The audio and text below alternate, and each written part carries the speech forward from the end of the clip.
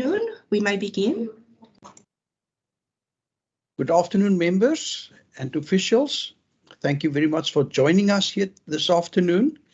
This is a meeting of the Standing Committee on Agriculture, Environmental Affairs and Development Planning.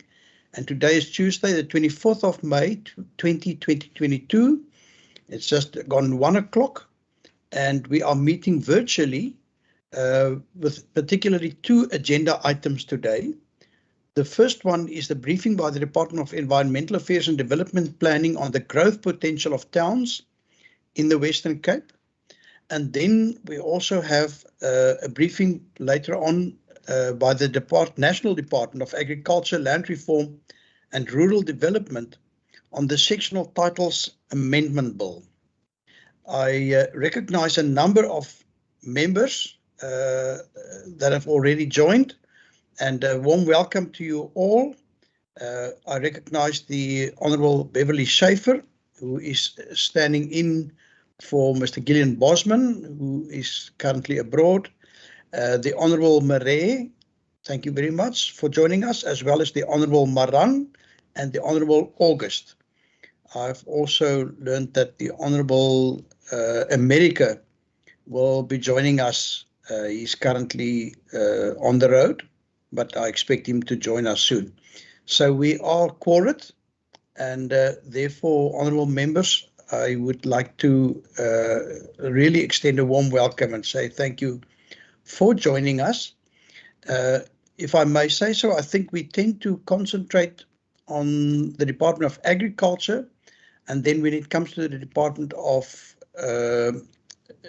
Environmental Affairs and Development Planning, it's often the environment that gets the most attention. And therefore, I'm really grateful that today we have the privilege to also hear from the development planning leg of that department. I believe Mr. Dylan Johnson will be leading the presentation in that regard. Honourable members, I just want to ask before we continue whether there's anything that anybody would like to contribute or say before we then move on to the agenda point number 2, which is the briefing that I've just referred to. I do not. Oh, I see there is a hand. Thank you very much. The hand is from, let me just scroll through. Unfortunately, I only see the first name, Mr. Rebel, if I'm correct. Good afternoon, Mr. Chair. Yes, Theo Rebel. I am attending this meeting this afternoon on behalf of Cobus Munro, who is tied up in other meetings, just to let you know. Thank you. Good. Thank you very much, Mr. Rebel, and my apologies for not pronouncing your surname correctly. Can I just then ask, is there, I think Ms. Nikak has got a list of all that have joined us.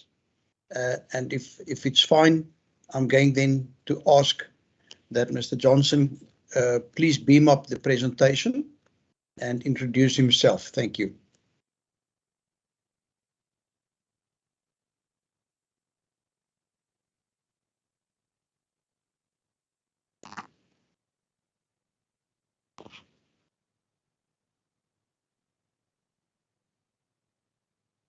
We see you, Mr. Johnson, but I think your mic may still be off.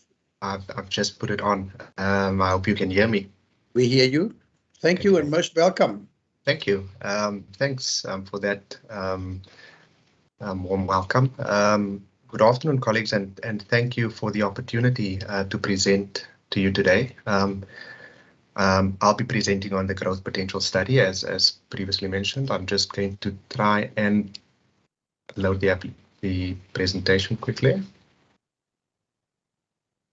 Please let me know if you can see it. Yes, we do see it. It's not yet in presentation mode, but we see it. Excellent. Excellent. It's quite clear and we're seeing it in presentation mode now. Great. I'm glad.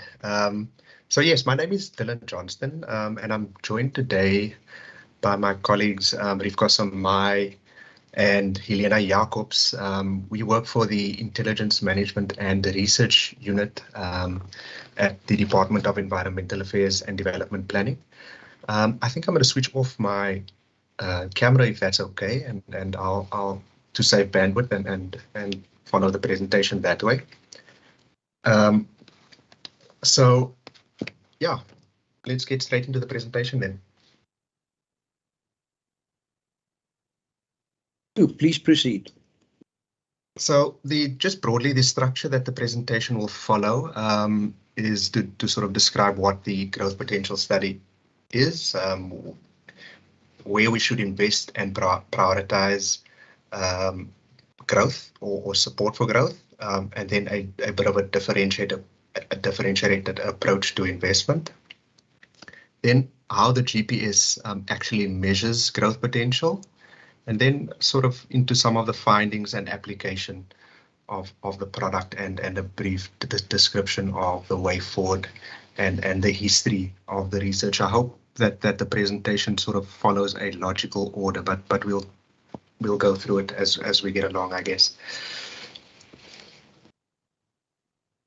So what is the growth potential study then? So first and foremost, the growth potential study is a scientific research product.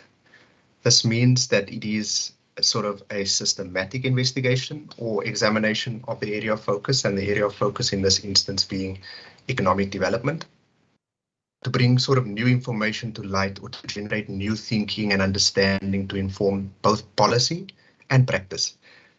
So it relies on predominantly quantitative methods of research by using data and indicators that is grouped or modeled in a very specific manner. And importantly, very importantly, that is based on relevant theories and policies, legislation as well on economic growth and development.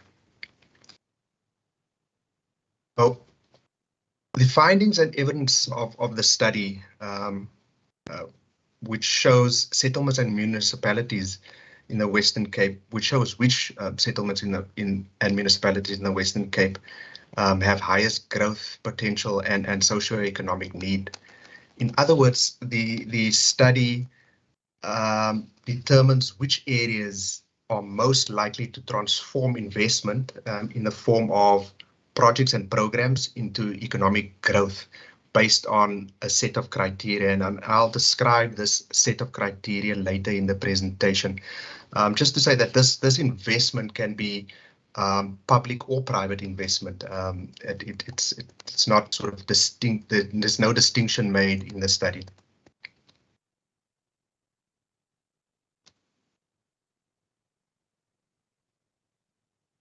So the study, like I said, can and should be used as a decision support tool about where public and private investment in the form of projects should be prioritized.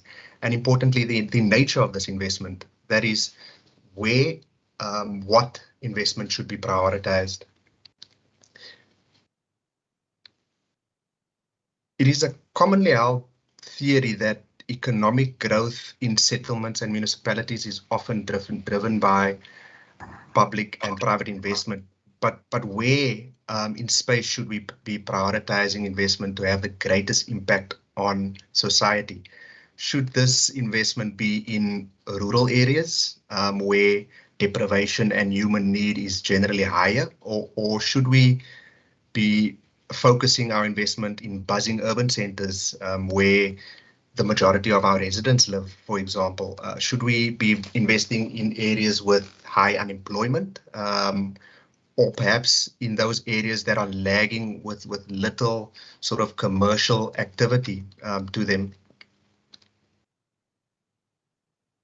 While the GPS, which bases its theory on a comprehensive understanding of literature, and which I must say has been peer reviewed as well, says that the most important criterion, if not the only criterion for prioritization, should be the contribution of a project to the overall economic development and growth, and that is then job creation and increased production. So production then referring to the GDP per employed person.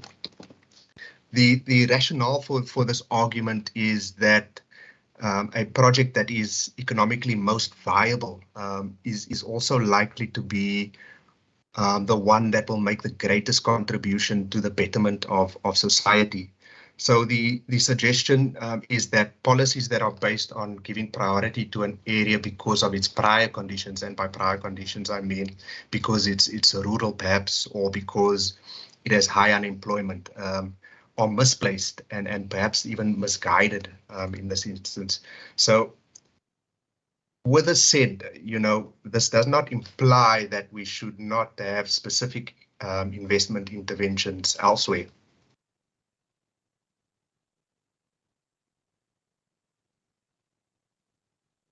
Then there is investment to address social need, which is specifically a distinction is made between the social need investment and economic development.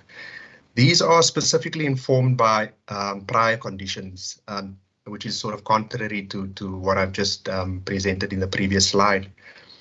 In other words, decisions about where to prioritize investment in schools, clinics, social services delivery, and so on should be guided by where the biggest concentration of people is. It should also follow the burden of disease approach and be responsive to the need for education, but also about the need for emergency responses.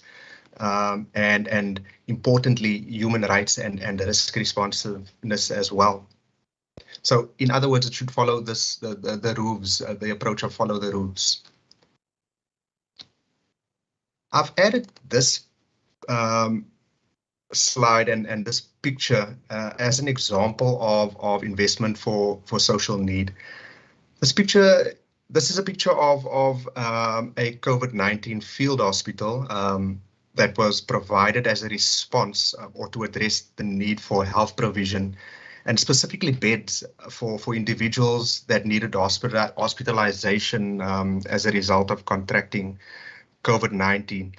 So this particular investment was then a direct health and emergency response, as well as a human rights and risk response that was then informed by social needs and conditions at the time, which is then largely different to a response or investment for economic development that we did indicate on previous slides, does not take prior conditions into account as much. Then the differentiated approach.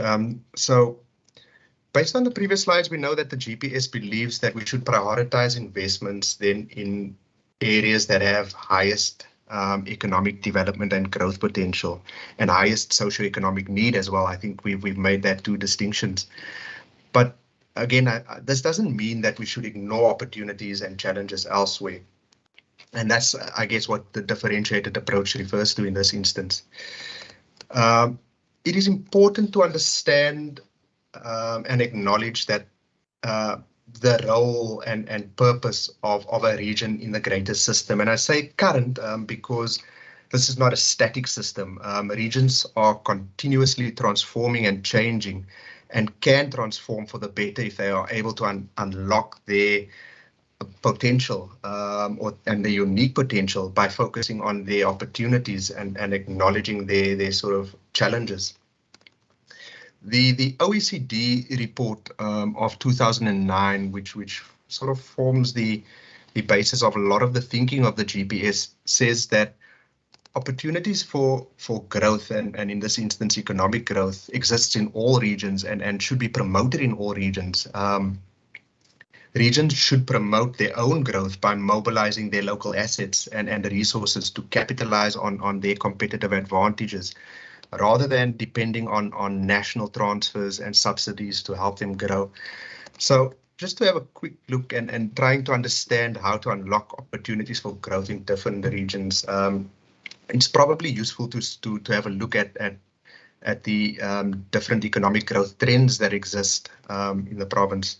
The line graph in the bottom left corner, we can clearly see the sort of provincial wide factors that has influenced growth trends in the province over the past year. and especially over the past 10 years, we can see the effect that and the continuous effect that load shedding has had on regional GDP. We can also then see in 2016 the impact of drought and water shortages on regional economic growth, and then some obviously being impacted more than others. The Central Karoo, for example, being impacted, and the West Coast region being impacted more than the Metro and Overberg and Garden Route regions. And then more recently, we can see the effect of the COVID-19 pandemic, the sort of crippling effect of the COVID-19 pandemic on economic growth performance. And again, we can see the different impacts on the various regions, some being impacted more than others. More general trends show that there's an increase in the concentration of economic activity. So economies of agglomeration can result in higher productivity and innovation, but this can also sort of result in bigger inequalities. And when I say economies of agglomeration, these are concentrated areas and concentrated economies, and we can see the concentrations of economies in the Western Cape quite clearly. It is pretty evident around the city of Cape Town, the Drakensberg municipality, Stellenbosch municipality, Swartland, Saldanha Bay, sort of those municipalities forming the Greater Cape Metro municipalities. And then the sort of secondary cities like George and neighboring municipalities, where there's also a sort of concentration or agglomeration of economic activities that has a big impact on regional sort of economic prospects. But what is important, I guess, is that we need to acknowledge that the regions are different in nature, and they vary in economic performance. They have different and a diversity of income levels, and they have different employment rates. And importantly, very importantly, they have different comparative advantages, and are at different stages of development and public policies, and should be treated that way.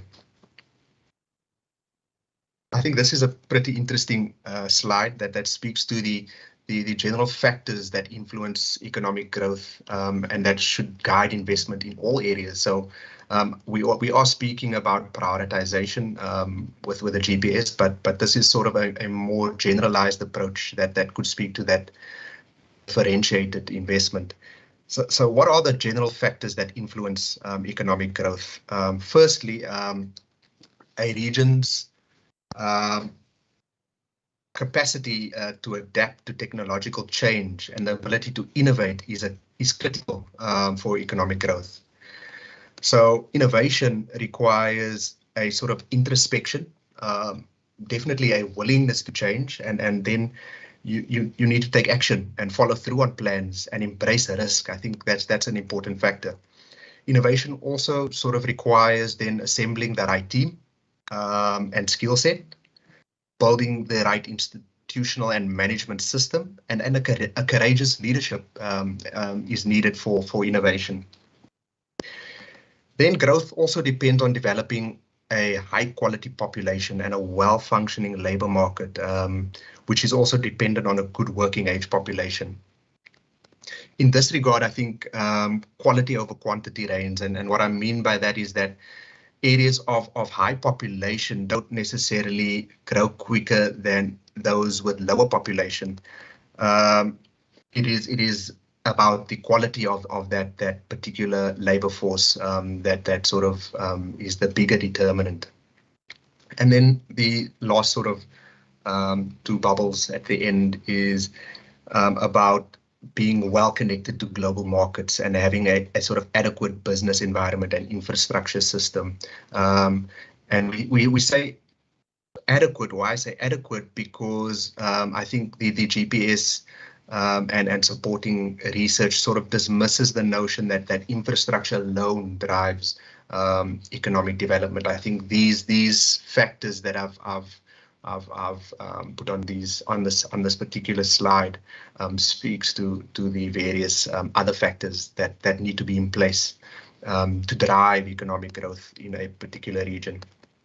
But what does this all mean? I think I've labored the point of infrastructure alone not being or that infrastructure alone has little impact on the regional growth. But it is important then also to highlight that regions with insufficient human capital will likely sort of have slower economic growth, and regions should invest in tertiary education to drive economic growth. Regions should emphasize innovation and research and development for economic growth. And then I spoke to the theory of agglomeration, which is the grouping of economies that is partly responsible for regional growth, and is certainly a benefit for those municipalities that are sort of have that good proximity to these centers. I think they benefit from interregional trade and interregional linkages in this instance. Human capital and innovation is more important, I think, according to the theory, this theory, for regional markets than the physical distance to regional markets itself. But then a good regional accessibility has an added advantage. So if you have that advantage of location, that will play in your favor. I think this then brings us more to what we are here to listen to today, and then which is how growth potential is measured in terms of the growth potential study. So the GPS identifies 5 themes, which according to research are critical for economic development and growth. And I think it's based on some of the slides that I've mentioned to you previously, or that I've gone through previously. Key indicators, I think we've got about 50, just over 50 indicators in total, inform these themes, which are then modeled and sort of quantitatively analyzed. A performance index is derived for each of these themes. So we've got an index for the different 5 themes, as well as an overall development or growth potential index that speaks to the, let's call it growth potential for that particular area of study, whether it be a settlement or municipality. And then the performance is classified on a scale from very low to very high development or growth potential. Each area of study, whether it be settlement or municipality, will then get a classification from very low to very high development or growth potential. So just a breakdown of the themes then. Firstly, the themes that are considered growth preconditions. The infrastructure theme, which is informed by 13 indicators, including indicators on access to basic services. The economic theme, which also includes 13 indicators and contains indicators such as gross value added, income, labor and businesses. And then the physical natural theme, which includes 9 indicators, for example, indicators on precipitation, groundwater quality and availability, and cultivated areas.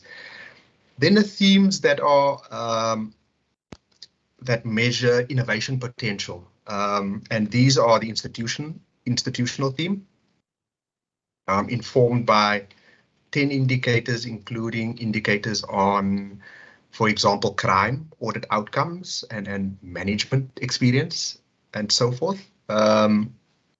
Then the human capital theme, which is informed by 7 indicators, including indicators on income, unemployment, education, and human development. And then last but not least, the sort of standalone theme, which is of critical importance as well, which is the socioeconomic theme, which is informed by indicators on access to household services, education, housing, and so on. And like I mentioned in one of the previous slides, the distinction is made between then the socioeconomic needs and the development or growth potential. That's why the socioeconomic needs is a standalone theme in this model. Maybe we can delve into some of the findings of the GPS, and this first sort of level is the findings at a district aggregation. The general trends in growth or development potential in the province shows that there's a broadening gap between the better performing municipalities which is Drakenstein, Stellenbosch, and George, and those at the other end of the scale, such as Prince Albert and Kannaland, for example. At a district level, the biggest change in development potential that we have seen is in the Garden Route district, where we've seen a drop in performance driven largely by the Knysna and Bito municipalities, and I'll sort of get into a bit more detail later in the presentation. On the other end of the scale, improvements are seen in the Overberg district and the West Coast district. So this is the aggregation at a district level. The Cape Winelands is still sort of the best performing district in the province, and has particularly strong performance in the institutional theme compared to other districts. I think you can see that in the top right bar graph, where this blue bar sort of gets to a 95 out of 100 score. The scoring maybe not so important in this instance. Then just sort of looking at this from a provincial perspective, this particular bar graph shows the growth potential classification for each municipality in the study. I think it's important probably to highlight that the city of Cape Town is not included in the study for many reasons. One being the fact that this is a comparative study. It is a study of between municipalities, and the city of Cape Town would sort of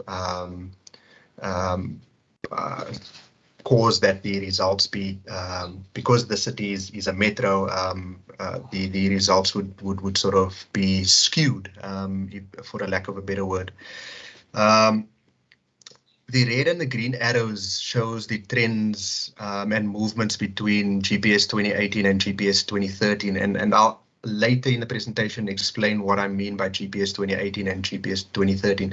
It in essence is just different iterations or different versions of the study that have been developed or have been undertaken. And I think for the first time this time around, we've been able to draw on some of the trends and information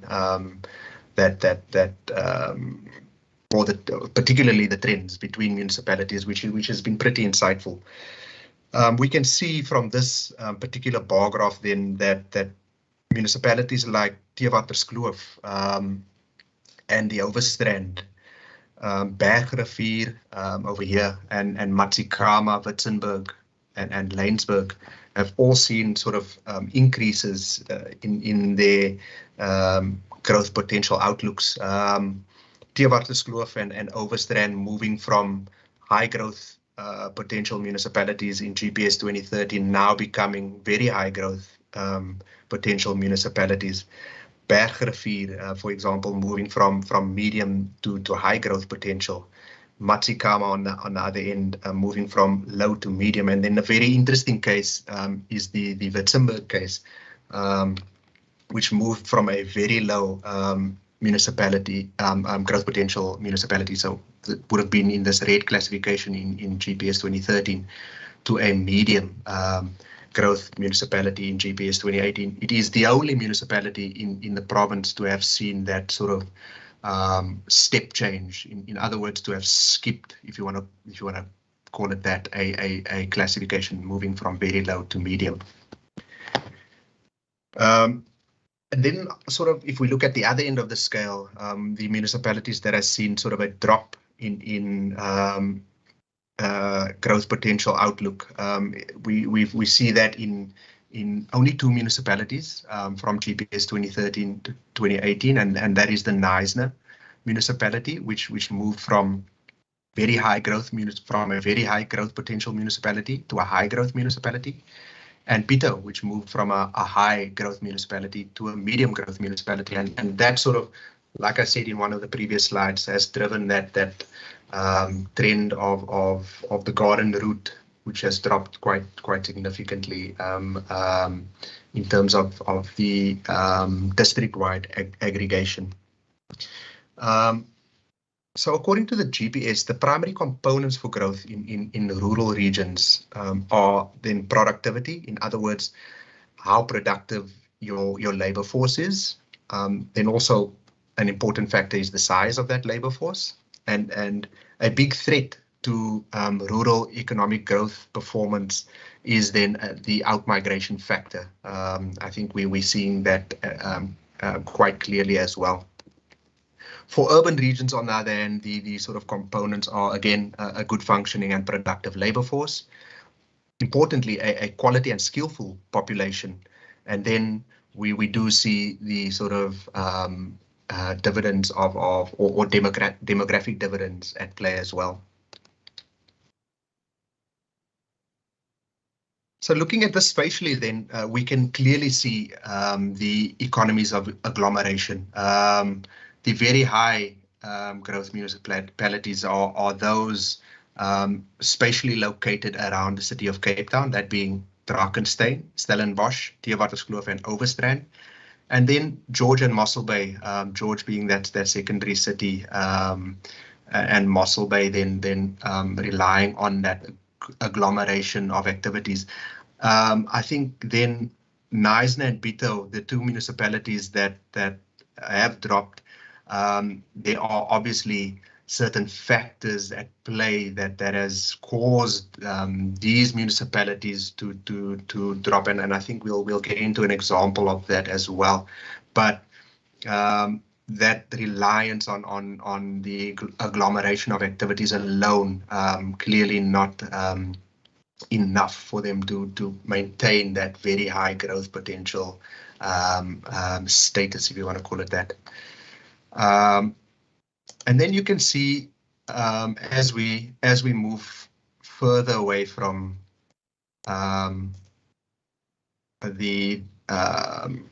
from these agglomerated centers,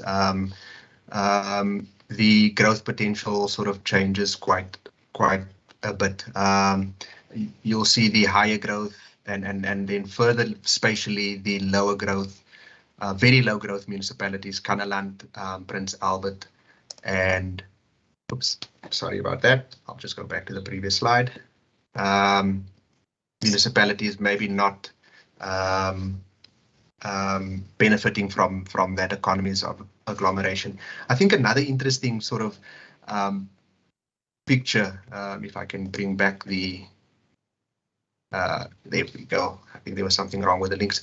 I brought back the very high growth potential municipalities. We can see that the relationship between Oudtshoorn and George and that interplay, that interregional sort of linkages that should be strong, is affected then perhaps by the big physical barrier. We know that the Outeniqua Pass separates Oudtshoorn from George, and that this is a big sort of physical barrier that then, although these municipalities are located in close proximity and Oudtshoorn should theoretically benefit from these economies of agglomeration, the big physical barrier between the municipality being that Outeniqua Pass then hampers that linkages between the municipalities and that interregional economy, and so on.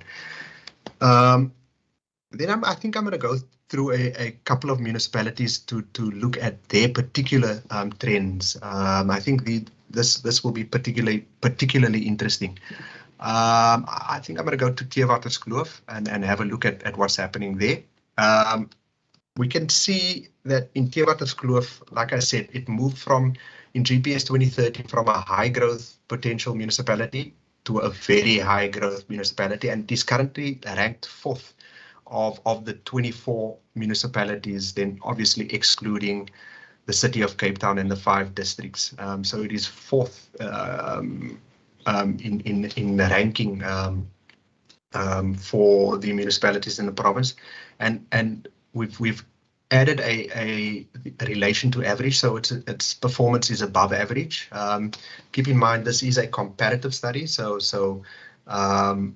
it's about relative performance, comparing one municipality to the next. But also what we can do in the study is sort of look inwardly. What are the trends within that particular municipality as municipalities, and we use a sort of statistical method or statistical scoring system called the Z-scores. I won't get into too much detail about it, but in essence, you can then see for the different themes where the municipalities has improved in its own right. And we can see that obviously development potential has increased. And then institutional and human capital has increased quite a bit. So we can see that the primary drivers for change in this particular municipality, like I said, is the human capital and institutional themes. In other words, that innovation potential of the municipality has increased and has resulted in better performance. And these are driven by those underlying indicators such as the workforce quality in this particular municipality, and then governance as well.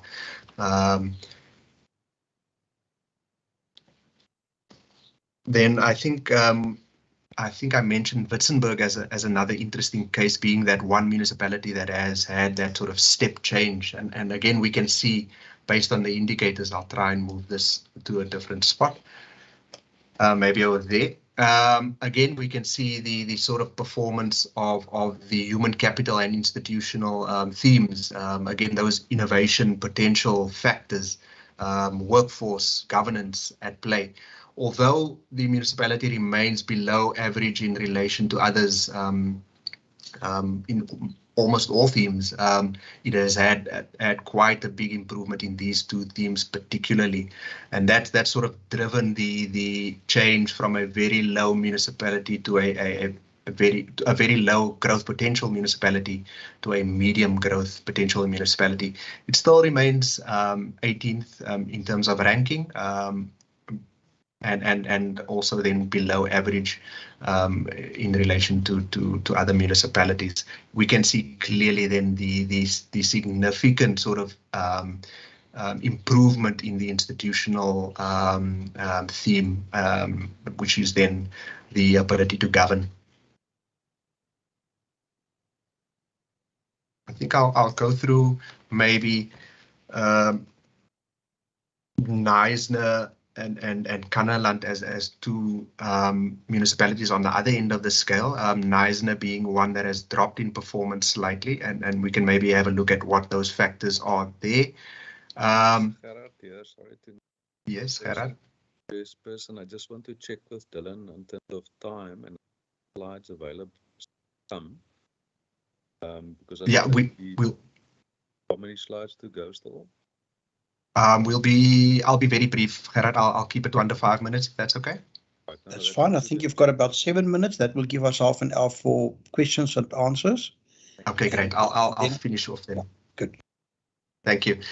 So yeah, this is nice, and we can see the sort of drop in performance. If we're looking, we know that it moved from a very high to a high growth municipality, and it's changed in the rank to 8 in the province. Still remains above average performance. It is high growth at the end of the day. But if we're looking internally, there's been a drop in most themes besides the infrastructure theme, which is sort of remained pretty static in that sense, but particularly drops in the institutional theme and human capital, again, that innovation potential coming to play. And we can see that the human capital and institutional theme now below average sort of performance there. I just want to quickly show you Kannaland as a very low growth municipalities, and sort of as an example of what the challenges are in these very low growth potential municipalities. We can see that we know, for instance, that Kannaland has experienced a negative population growth. In other words, the population is declining in this particular region, and that has sort of implications on human capital, and I think in all the municipalities that have low growth potential, the human capital and institutional capacity is struggling, and the inability to draw on that skills and quality workforce, then sort of the primary reason that these municipalities have the very low sort of outlook. Infrastructure again. This particular theme shows that it is ranked 23rd, and I think this is relatively common, barring perhaps Beaufort West that might be slightly different in this instance. And then the economic theme as well, ranked 22nd in of 24 municipalities and below average throughout. So I think it's a sort of a combination of factors in these municipalities, the very low growth municipalities, that have contributed to this particular classification. To move on then, where do we find application of the study? So the primary source of application for the GPS has been the Western Cape Spatial Development Framework of 2014, so the PSDF. And the study is used in that particular framework as a spatial targeting tool to inform where public and private investments should occur. So decisions on private and public investment. But the tool has also found application in other processes and programs, such as the MERO, the Municipal Review and Outlook Report, municipal IDPs, SIME engagements as well. Then in our sector departments and their planning, for example, the UAMs, the user assessment. I'm not sure what the full word is or full name is. The Western Cape Government Program informants. It's an informant to some programs. It has been an informant to some programs in the past. The Public Works Roads Maintenance Program, the Western Cape Infrastructure Framework, for example, and then the Western Cape Logistics Strategy. So this is where it has been applied in the past. And then just quickly, then the way forward. So it's gone through another 10-year period where we've used the current concept and an analytical framework.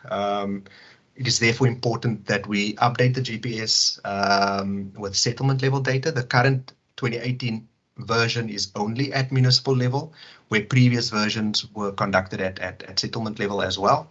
But we are reliant on census data in this instance, especially at settlement level. So when census 2022 data is released, we can then look at undertaking this update, and then do a review of the tool's performance. So how has the tool performed in terms of what it is suggesting and what is happening in the application? Understand the latest thinking regarding economic development and growth. I think this is an important factor going forward as well. Is the understanding that the GPS has still relevant, and then determine if the current concept and model then still reflects this best practice, as I mentioned. And then, if necessary, we should reconceptualize the model and execute the new analysis, update the indicator list and execute the new analysis if that is required. And importantly, engage in discussion and sense making with municipalities and sector departments, as has been done in the past. Just a brief history, very quickly. There's been three previous. Just Dylan, apologies for interrupting. Selena Jacobs. I'm just wondering and looking at the time, Yes, whether we are going to have time, Chairperson, for the research. But Dylan can perhaps just wrap up very briefly on this. Thank you. Okay, sure. I'll wrap up very briefly. There's been previous versions, like I mentioned, the first being the 2004 version. We've had a 2010 version, a 2013, and then we've got the updated 2018 version as well. I'll quickly, so without sort of delving too much into the technicalities, there was differences in the concept, so how it was put together, what the informing sort of research is for these different products.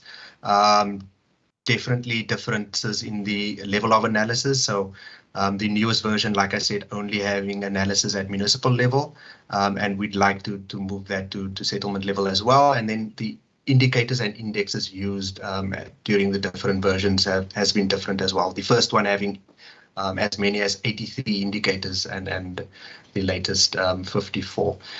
Yeah, I think that's the most important sort of information then from these particular slides. I think that then brings the presentation to a close. I think that was my last slide. Thank you very much for your attention. Thank you very much, Mr. Johnson. I found it very interesting. Can I just ask, are there any of your colleagues that at this point in time would like to add something to the presentation? Or? Welcome, Mr. Gerber. Thank you very much.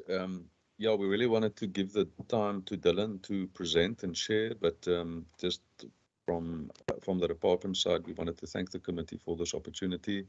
The growth potential study, the GPS, is obviously just a critical informant. It doesn't make any decisions for anybody, but it's a critical body of intelligence that's also evolving. So it's alive, it's a system that's being maintained, because we do not have enough resources to just do everything that we would want to do everywhere, and therefore it is about being smarter about the investment, the timing of investment, and what we invest where. And it did come from discussions at a national level and at provincial level and with municipalities in terms of going as far back as the National Spatial Development Perspective as developed by national government and our own PSDF, but we wouldn't want to drop that down to the differentiated information per area as we now have it per municipal area. But thank you very much for the opportunity. Thank you. Thank you. I see Ms. Elena Jacobs. Chairperson, thank you, and good afternoon to you and the honourable members and colleagues. Thank you, Dylan, for doing the presentation. I do apologise, my voice is not 100% recovered yet. Perhaps just, Chairperson, to add two small things. The one is the growth potential study we can see has almost been around for 2 decades. It's probably one of those flagship initiatives that our department and the Western Cape government is bringing to the table around the discussion of prioritisation of spatial targeting, but possibly the least understood instrument as well. So for us, it is quite important to continue this discussion. Instead of saying we're landing it in the IDPs or we're sharing it for IDP purposes, going forward should really be about the discussions around being effective and efficient in our decision making and using the tools that's well resourced and that is well researched. Dylan mentioned the fact this study has been peer reviewed. I think 7 or 8 academic papers has been written about this, is to say, let's use what we have in bringing the evidence to the table so that we can become more effective as a Western Cape government. So I think that's important for us to understand what we have, but also to understand that the growth potential study is not determining where growth will happen. It's a forecast model, and it takes information, and based on that information kind of predicts, to say, if growth should happen, where, in all likelihood, where will it happen, given the set of evidence that we're bringing to the table? And therefore, it's still up to the regions, and it's a slide that Dylan presented on, still up to the regions to take up that opportunity. The opportunities is not going to happen automatically. There's still that innovation and creativity and human capital necessary to bring about the multiplier effects. I think that's important. And then just from my own point of view, Chairperson and members, is in the past, the study used to be outsourced to the academics. And our team has taken the GPS on, and we've now developed it in-house. We are developing it further, and we're doing all the modelling in-house. And this now gives us the opportunity to really develop further and to engage with the information at a much deeper level.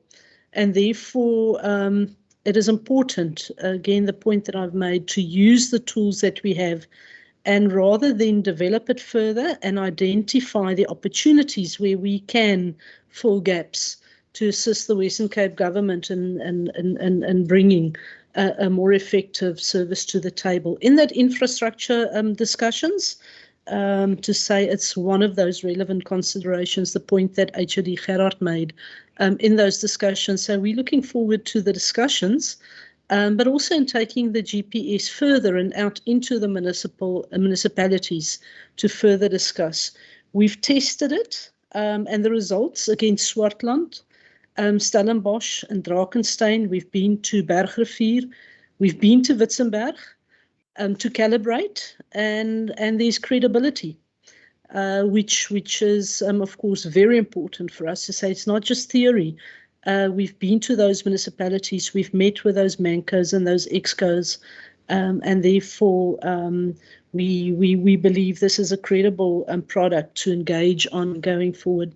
Thank you, members, Honourable Chair, for your time and allowing us to present today, and to Dylan and my team, Rivka, as well.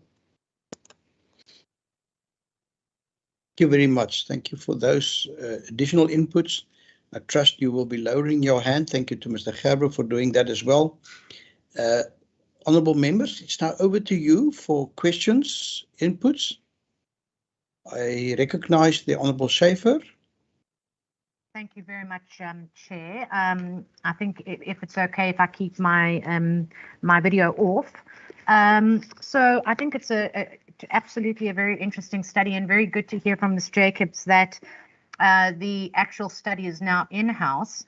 I'm assuming, from what I understood, that the study is based on the municipality themselves. So, and I'll say why I'm a bit concerned. Where I looked at the Matsikama versus Oudtshoorn, Matsikama had a higher ranking than Oudtshoorn. I mean, I've worked in Matsikama, and with no disrespect, but that municipality, I can't understand how it managed to beat Oudtshoorn by 5 points. I also, what was interesting is that the human capital showed that Matsikama's human capital was much, had much more, more skilled than Oudtshoorn. And maybe you could just talk about that. For example, where you saw then Overstrands was #1 on human capital. So you're talking about human capital in a municipality to deliver skills, or are you talking about the general population? That's the first thing, Chair. And the second thing is, how does the political landscape, and I'm sure you don't want to go there, but it's a very important one, how does the general political landscape affect these regions? Because obviously, we know there's a direct correlation between good, well-performing municipalities and growth and investment attraction. And I think what's very important, and maybe for you to go forward, is that we know that we need to build a middle-class economy, because a middle-class economy creates a rates and taxes base to which a municipality then has added income to deliver on services. So that mixed basket of LSM groups is a very, very important part to attracting investment.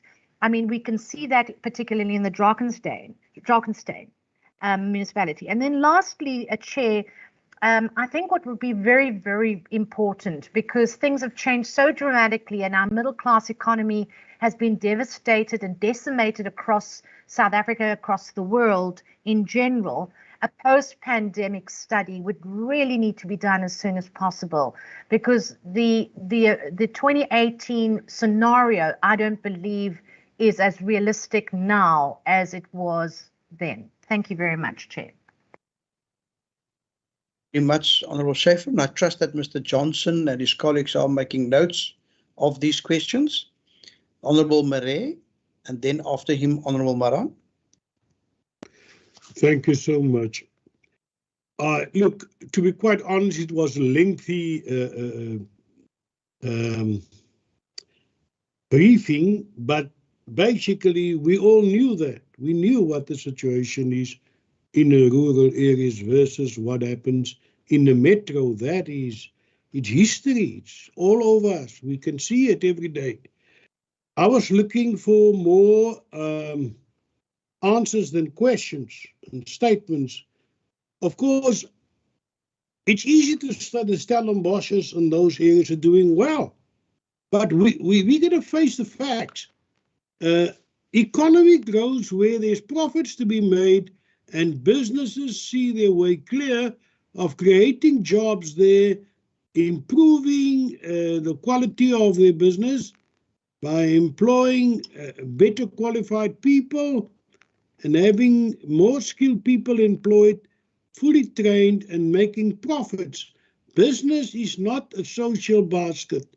Business is profits. That's it. And if there's no profits, there's going to be no growth. So I would like the department, and they don't have to answer if they don't want to, but I'm nevertheless going to ask it. To what extent does minimum wages for all, whether you are very productive or not productive, you get the same pay?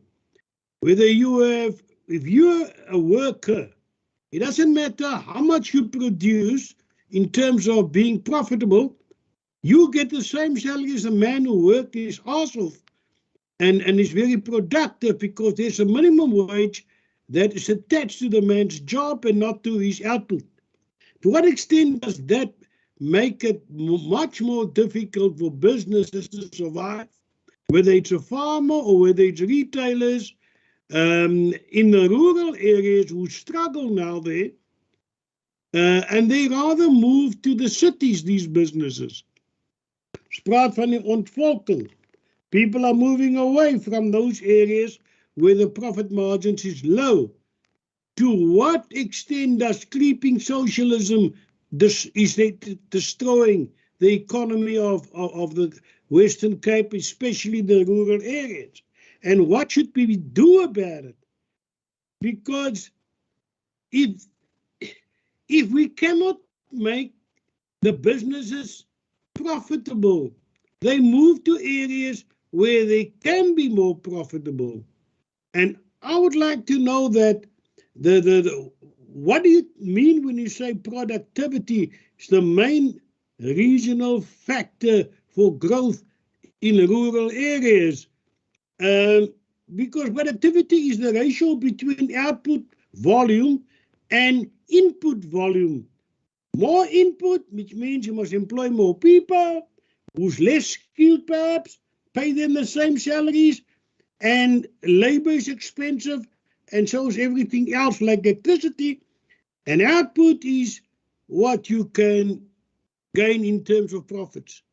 So to what extent does our labor laws and our BBE laws that force you to employ people in terms of strict racial ratios, does that destroy businesses outside the metro? Thanks. Thank you, Honourable Marais. Honourable Maran. Thanks, Chairperson, and good afternoon to everyone present. Chair, let me first welcome this growth potential study presented here, Chair. Look, Chair, and I think the Honourable Marais have basically said it all. Whether you compare metro to rural, but take it a bit further, compare towns versus those who are staying on the peripheries, and you will find that economic growth basically happens within your towns and not necessarily where people stays. Because at the beginning of this presentation, I've heard the presenter said, for instance, that in terms of your where the biggest population is, concentration of people is basically where you should take your hospitals, your clinics and so forth. But there's no real effort taking businesses to those particular areas. you will still find that your economic growth is within your towns. And if you, for instance, look at, and I've also picked up that, and it was clear that the census data use is back to 2014. Over the last couple of years, 10 years, we have struggled basically to engage with municipalities and to see how we can change the SDFs, because it still speaks about building houses for people on the peripheries, far away from where there's economic activities, and people still have to drive, take a taxi towards jobs, and basically makes people poorer and poorer and poorer. And we've seen basically that we have become the most divided country in terms of the haves and the have-nots across the world. So I really hope, Chair, that this GPS, and if the new data, the 2022 status, and also new SDFs basically prove that municipalities will better the lives of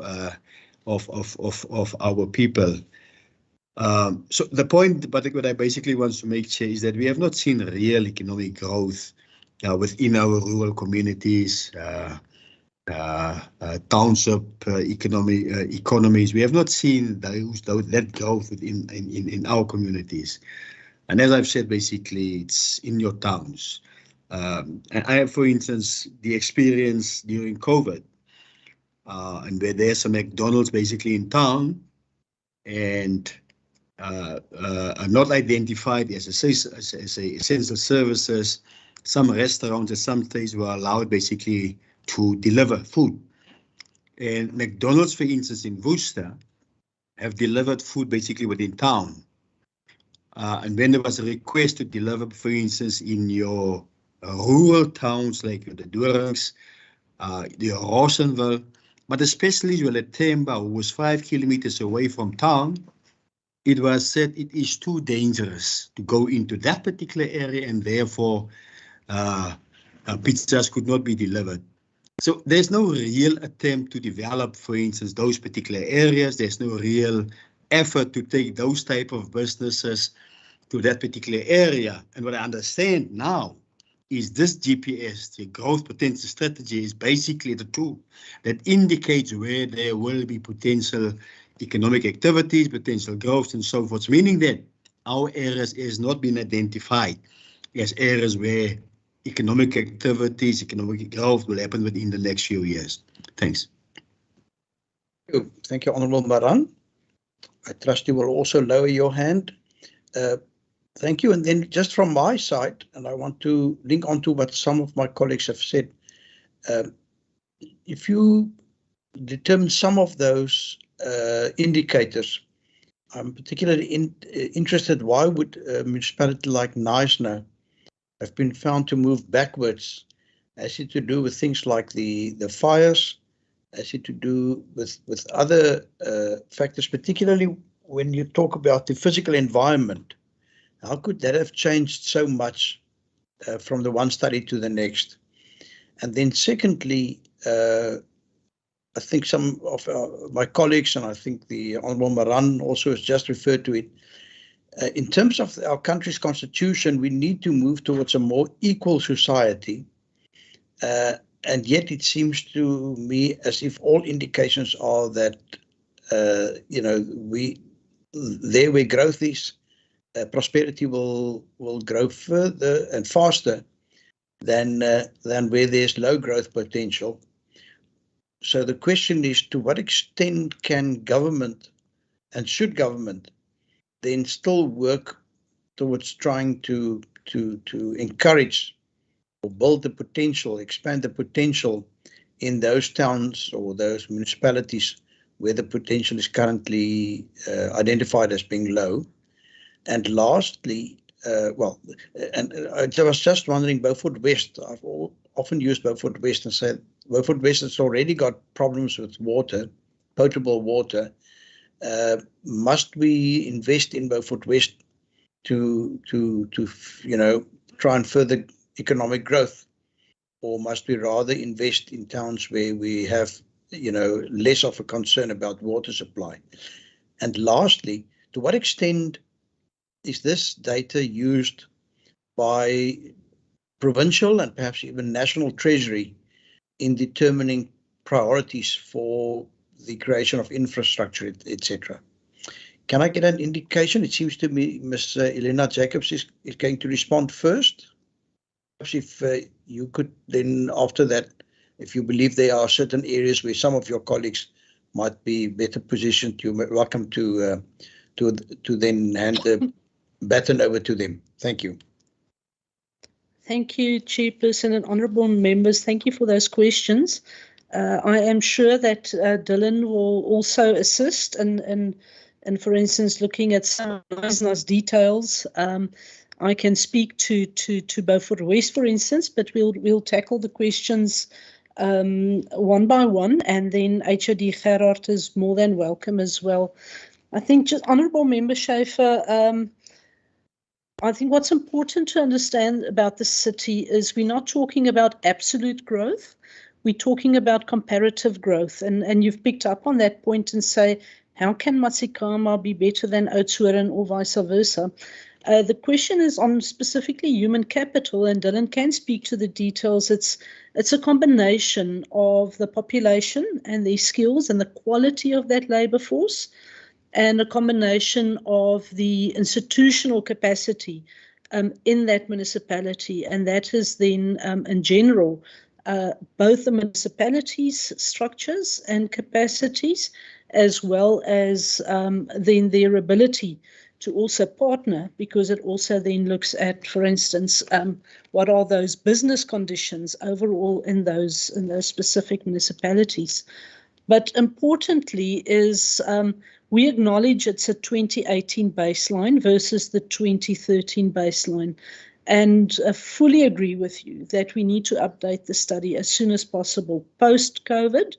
And we were desperately looking to update the study with the 2021 census, which is now only going to be a 2022 census. So it's important for us then to, when we update the study, not just at municipal level, then also look at how do these specific influencing factors and the main growth characteristics, how did that impact the post-COVID situation? So the short answer is the human capital theme is measured by looking at a combination of indicators. The question about the political landscape, and I don't want to be caught up in politics, but we asked the question ourselves to say, for instance, does audit outcomes, for instance, better audit outcomes lead to better service delivery? I think that is such a difficult question to answer. But what is clear is that bad audit outcomes or poorly managed portfolios at municipal or at settlement level or at infrastructure level then is not good for growth. That is bad for growth and for growth potential.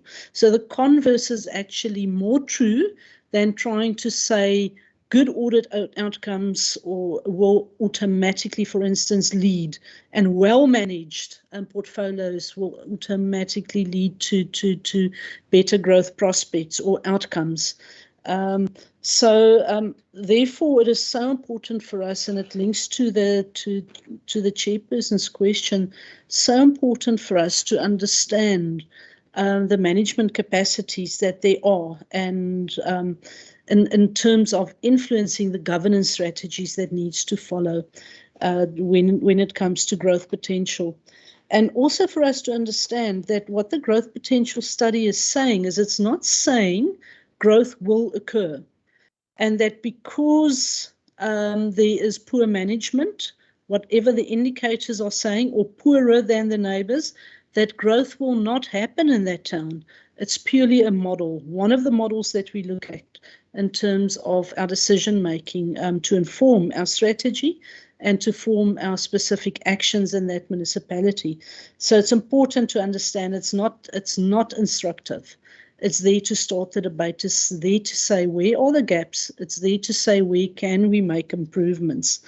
So I absolutely fully agree with Honourable Member Schaefer that we need to conclude the post-pandemic study as quickly as possible.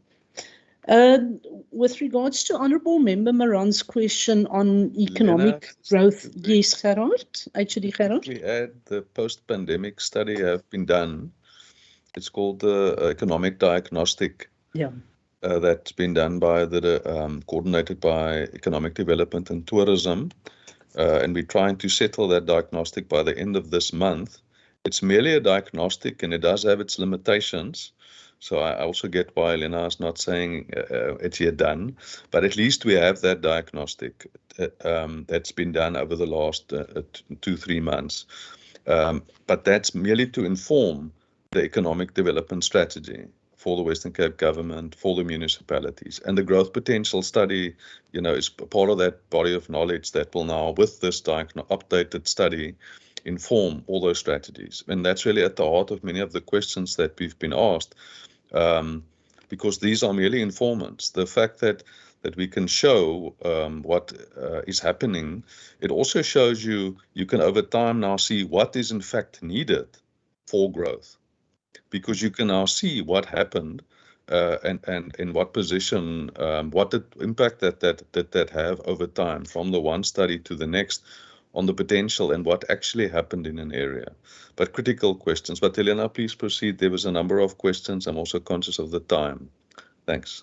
Thank you, HOD Gerard and honourable members. So just on Honourable Moran's point about our towns and our cities being important for growth, and it's absolutely true, Honourable Member Moran.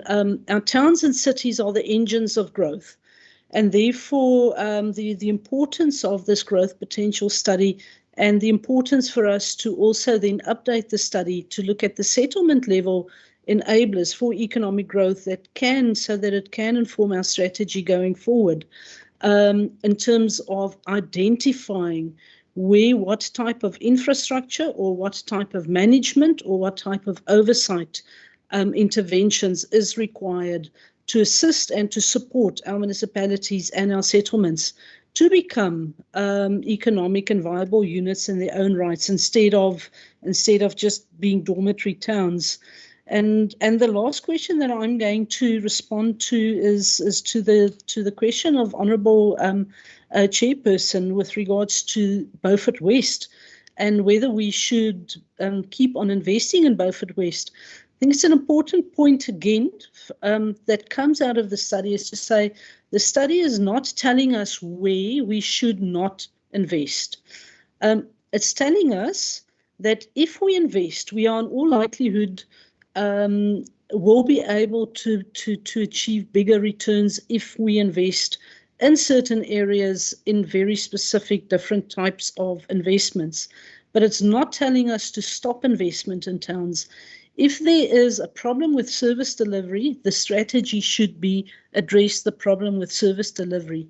If it's a water issue, it's a human rights issue, then the water issue needs to be addressed. But if we have to ask the question, is Beaufort West probably going to be our next big city? Then the growth potential study is telling us probably not. So therefore, our strategy and our investment can then be very specific, tailored to that specific situation, and bearing in mind that a Beaufort West, for instance, will not have the same innovation capital and the same human resource capital to necessarily broker that investment, let's say a major water scheme deal, and that means there will probably be more support required in assisting them to bring such a partnership to the table. And that's all the growth potential study is doing. It's telling us how we can approach our strategy in each and every different location in terms of being tailored and in terms of being focused. But I'm going to ask Dylan to very, very briefly speak to then also the Knysna regression, Dylan. And you can perhaps just refer briefly to labour. And I think we've already mentioned the importance of labour and the rural and the urban differential. Thank you, Chair and members. Thank you, Mr. Johnson.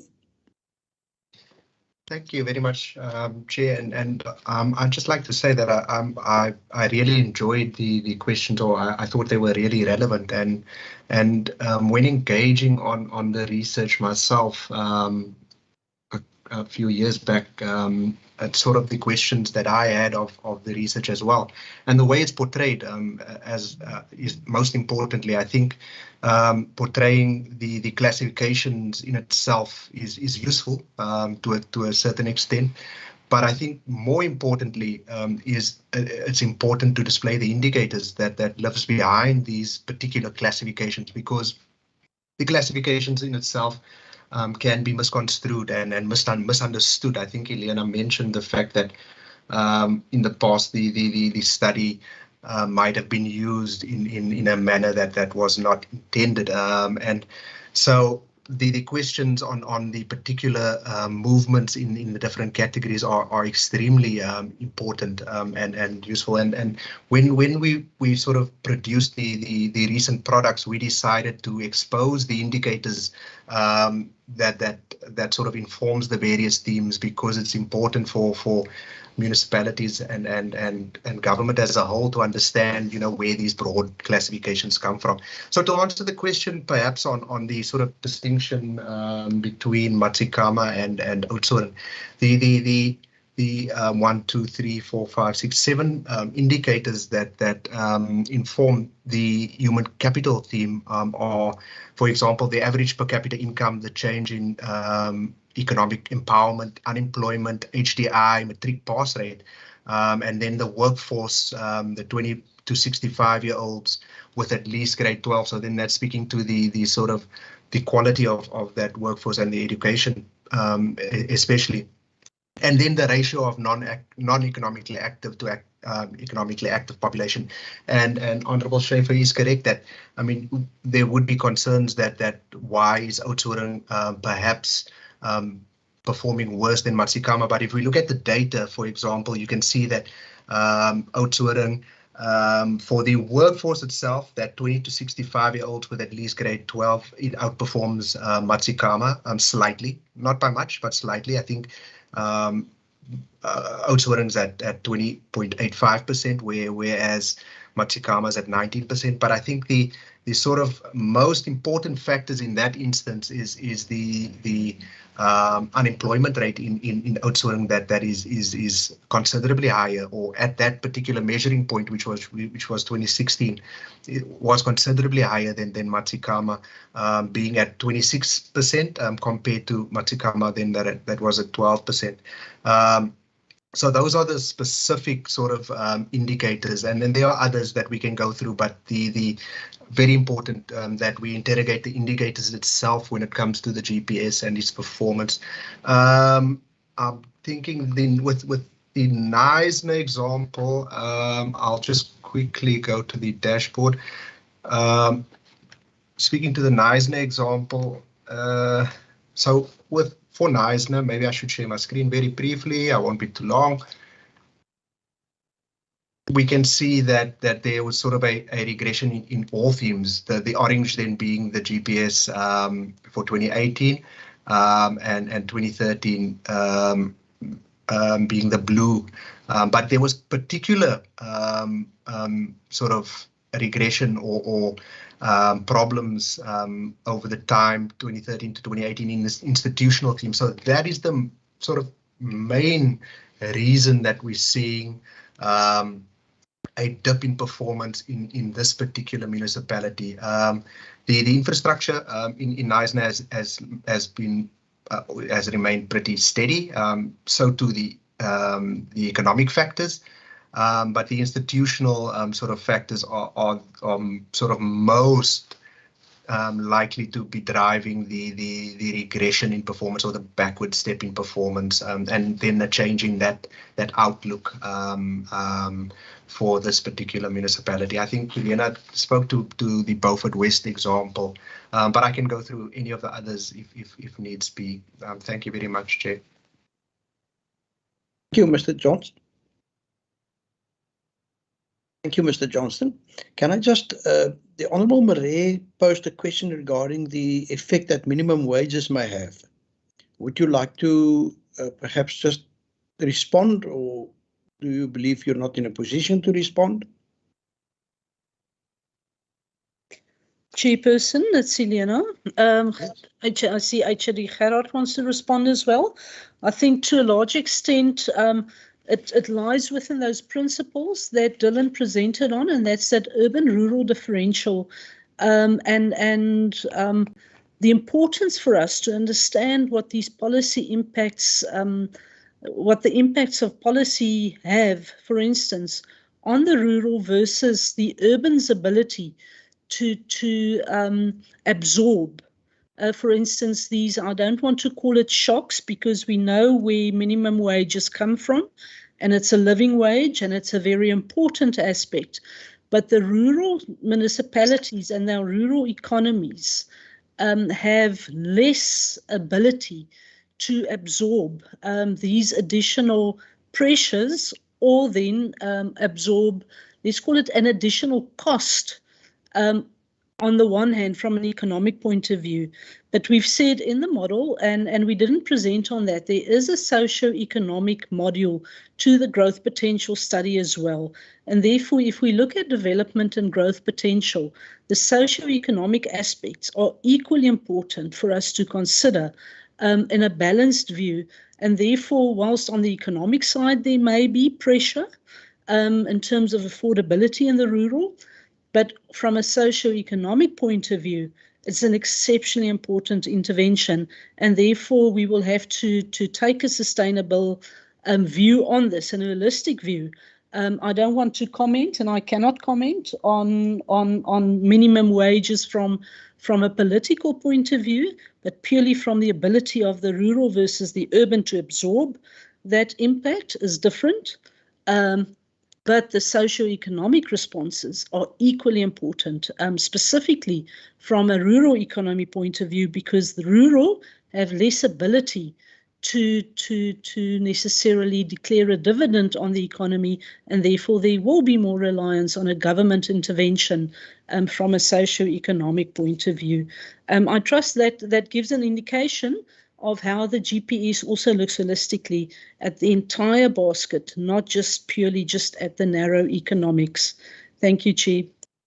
Thank you. We've got about 3 minutes left. I recognize the Honourable Murray, and then Mr. Gerber, you also would like to come in. Honourable Murray. Thank you very much, Please be brief. Chairperson. I'll be brief. This is what we expected to hear from you today. I expected solutions. We know the problems. Mr. Marang always mentioned the problems. There's no solutions. We have a situation, Mr. Chair, that there is out-migration, and it's a big threat to the rural areas. Out-migration. And how can that not be something that you investigated and come and tell us here, how can we stop out-migration from the rural areas? The people tell me on the platteland, they don't want to send their children to college and schools. I say, why? They say, Mr. Marie, so gauw as hulle geleerd is, te haal op hulle Kaap toe, en los hulle vir ons ou mense hier in die platteland om alleen te werk. I hear this all over. In Elim I hear it. Genatendal I hear it. Soon as the people there are educated, they move to the cities, out-migration, and you tell me you didn't touch on that. I'm very disappointed. Yes, thank you. And Mr. Gerber, you lowered your hand. Yeah, just very briefly in response to what was just said.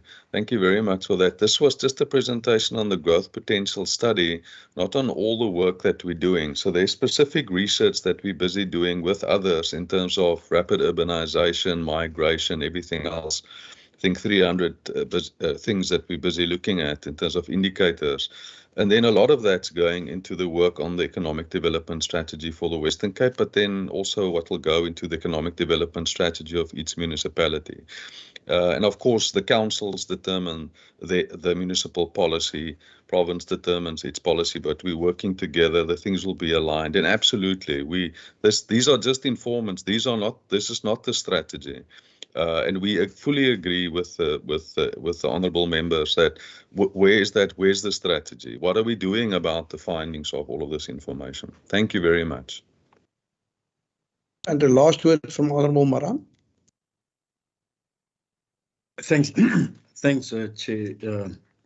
Last for me, and I've heard now basically the factors taken into consideration. It's the data from municipalities that's been earlier said, your socioeconomic factors. But I would like to understand, Chair, because the Honourable Safer mentioned an important thing in terms of a middle class that needs to be created, because for the last couple of years we have built houses just for the poor. Basically, that falls under the indigent class. What impact does your big business investors, those with money, basically determines the outcome of these particular studies about where infrastructure should be invested in, which road should be built where, and so you can continue. What impact, what influence does big business and investors have basically on this growth potential study, the outcomes thereof? Thanks. Thank you, Honourable Maran. I think as Mr. Gerber and his colleagues have just explained, they were only invited to present today on the study itself, not on the strategy. And I think you're now referring to strategy. If you wouldn't mind, won't you be so kind to put that perhaps in a question to the minister? And I think then the officials would be able to respond appropriately regarding that very important question of yours. So thank you very much, honourable members. We've run out of time. I wanted for us to finish by 14:25 so that we can just give the National Department an opportunity to also join and set up. Just before we say thank you and goodbye to our colleagues, just quickly, I would like to just bring under your attention the apologies. I did say that the Honourable Schaefer was standing in for Member Bosman. Honourable America, which I indicated that would join us through the course of this meeting, is also now with us. He's standing in for Member Lorraine Botha. And then we've also received apologies from Minister Anton Bradell, Mr. Muketsa Ramasodi, who will be interested in the next item, and then Mr. Thijs Odendaal, also from the WCPP. But to you, Mr. Gerber, Ms. Jacobs, Mr. Johnston, and I don't know if Mr. Samai also was able to join us. Thank you very much. Then also for Mr. Theo Rebel, who joined on behalf of Mr. Munro. Thank you very much for not only being with us, but for your valuable inputs. And I think we all understand the study a lot better. I must honestly say, I don't think that our time allowed us to really, go deep enough into the study and all the indicators. So thank you very much for that which you could share with us in this hour and a half. And we wish you well with your work. We will obviously understand if you now exit this meeting while we welcome our colleagues from the National Department on the briefing on the Sectional Titles Amendment Bill. Mr. Gerber, last word from your side? Yes, just to say if it's fine with the standing committee, if Theo and I stay on in terms of the sectional title matter, we're just sitting in. It relates to some of our support work to the municipalities as well. The rest of the team is excused. Yeah, no, fantastic. You're most welcome. So please feel free to join us. Honourable members, if we can have a quick break of, let's say, about 3 minutes for those of you that can grab coffee in such a brief period, you're welcome to do so. And we just adjourn for 3 minutes while National Department is signing in and joining us. Thank you very much again, and we'll see each other in 3 minutes' time.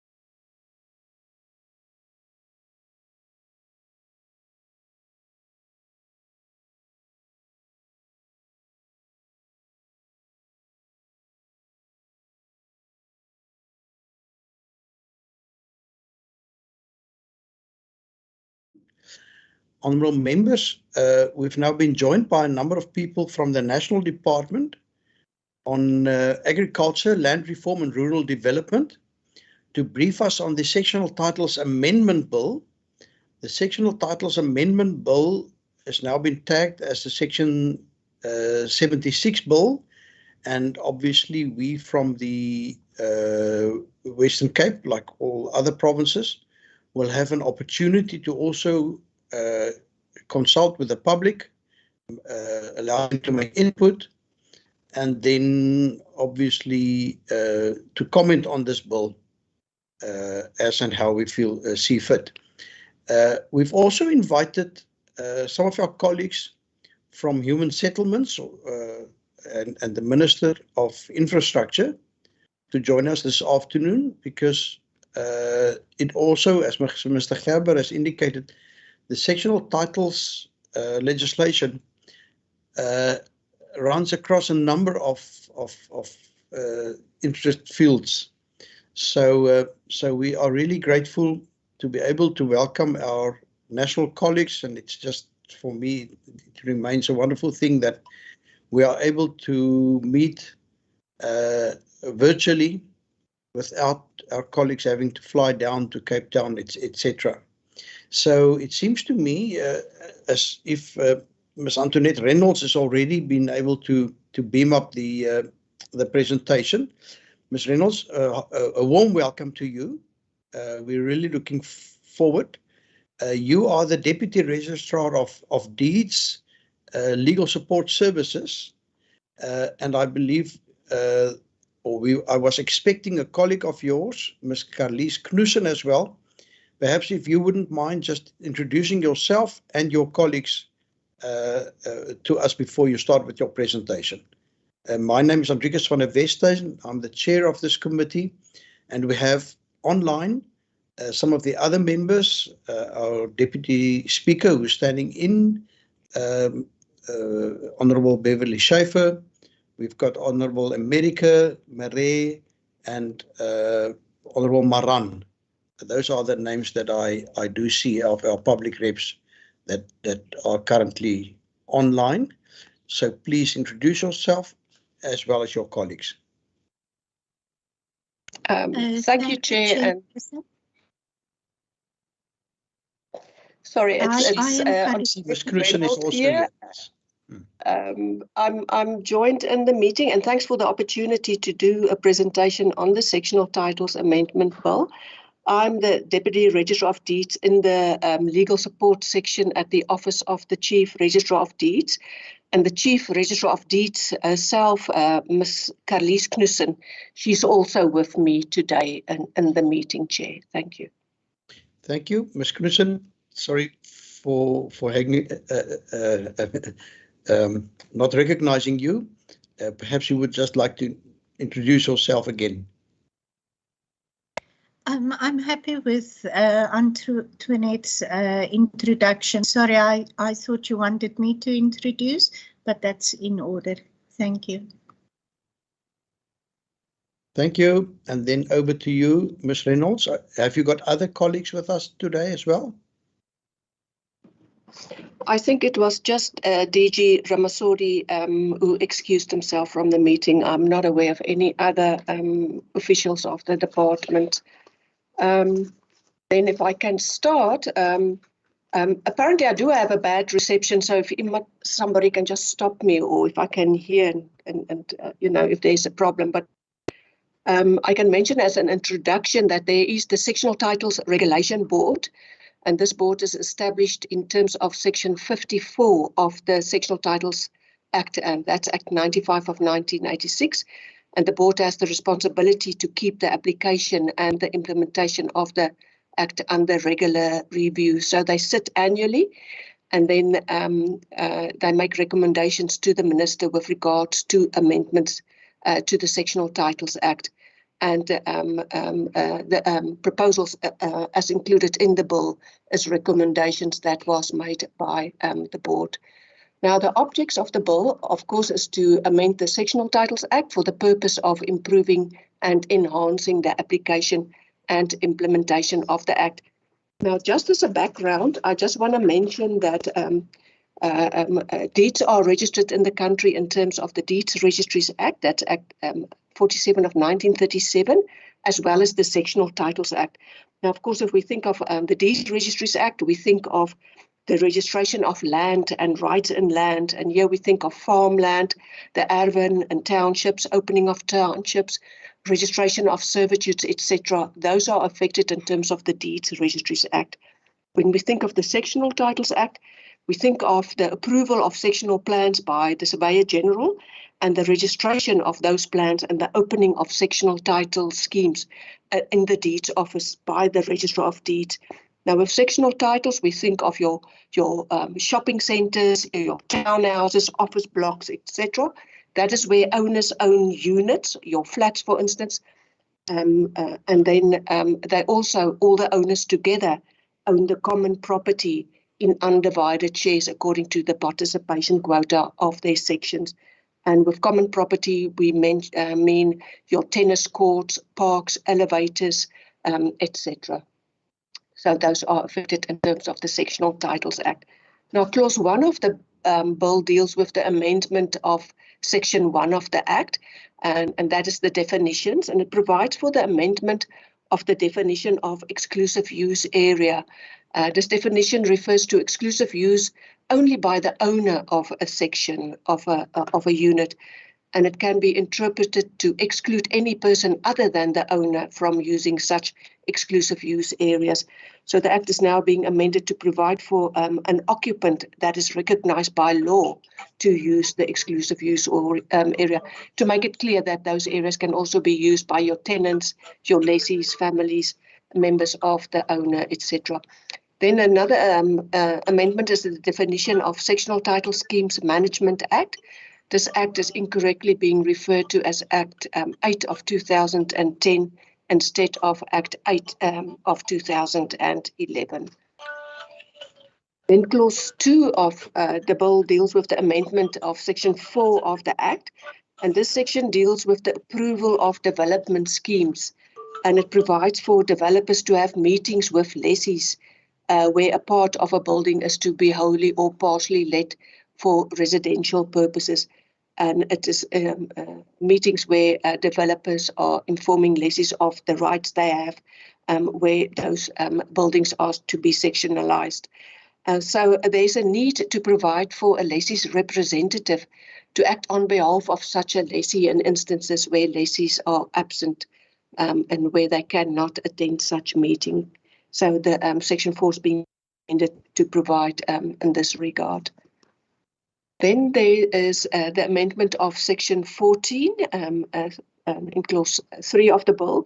And this section deals with the amendment and the cancellation of sectional plans.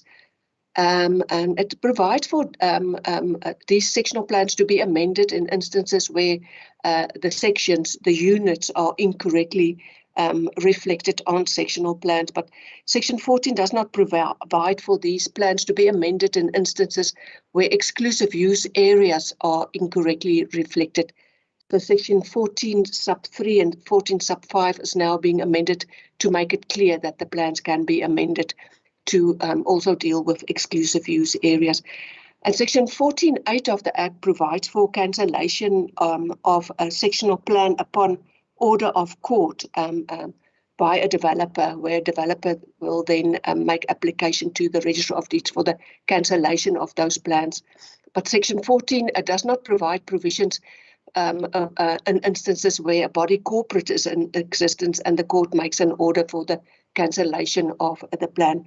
So it's merely now 14.8 is being amended to provide provisions and procedures, mechanisms for the cancellation of those plans by a body corporate in instances where a court now makes an order for cancellation of a plan.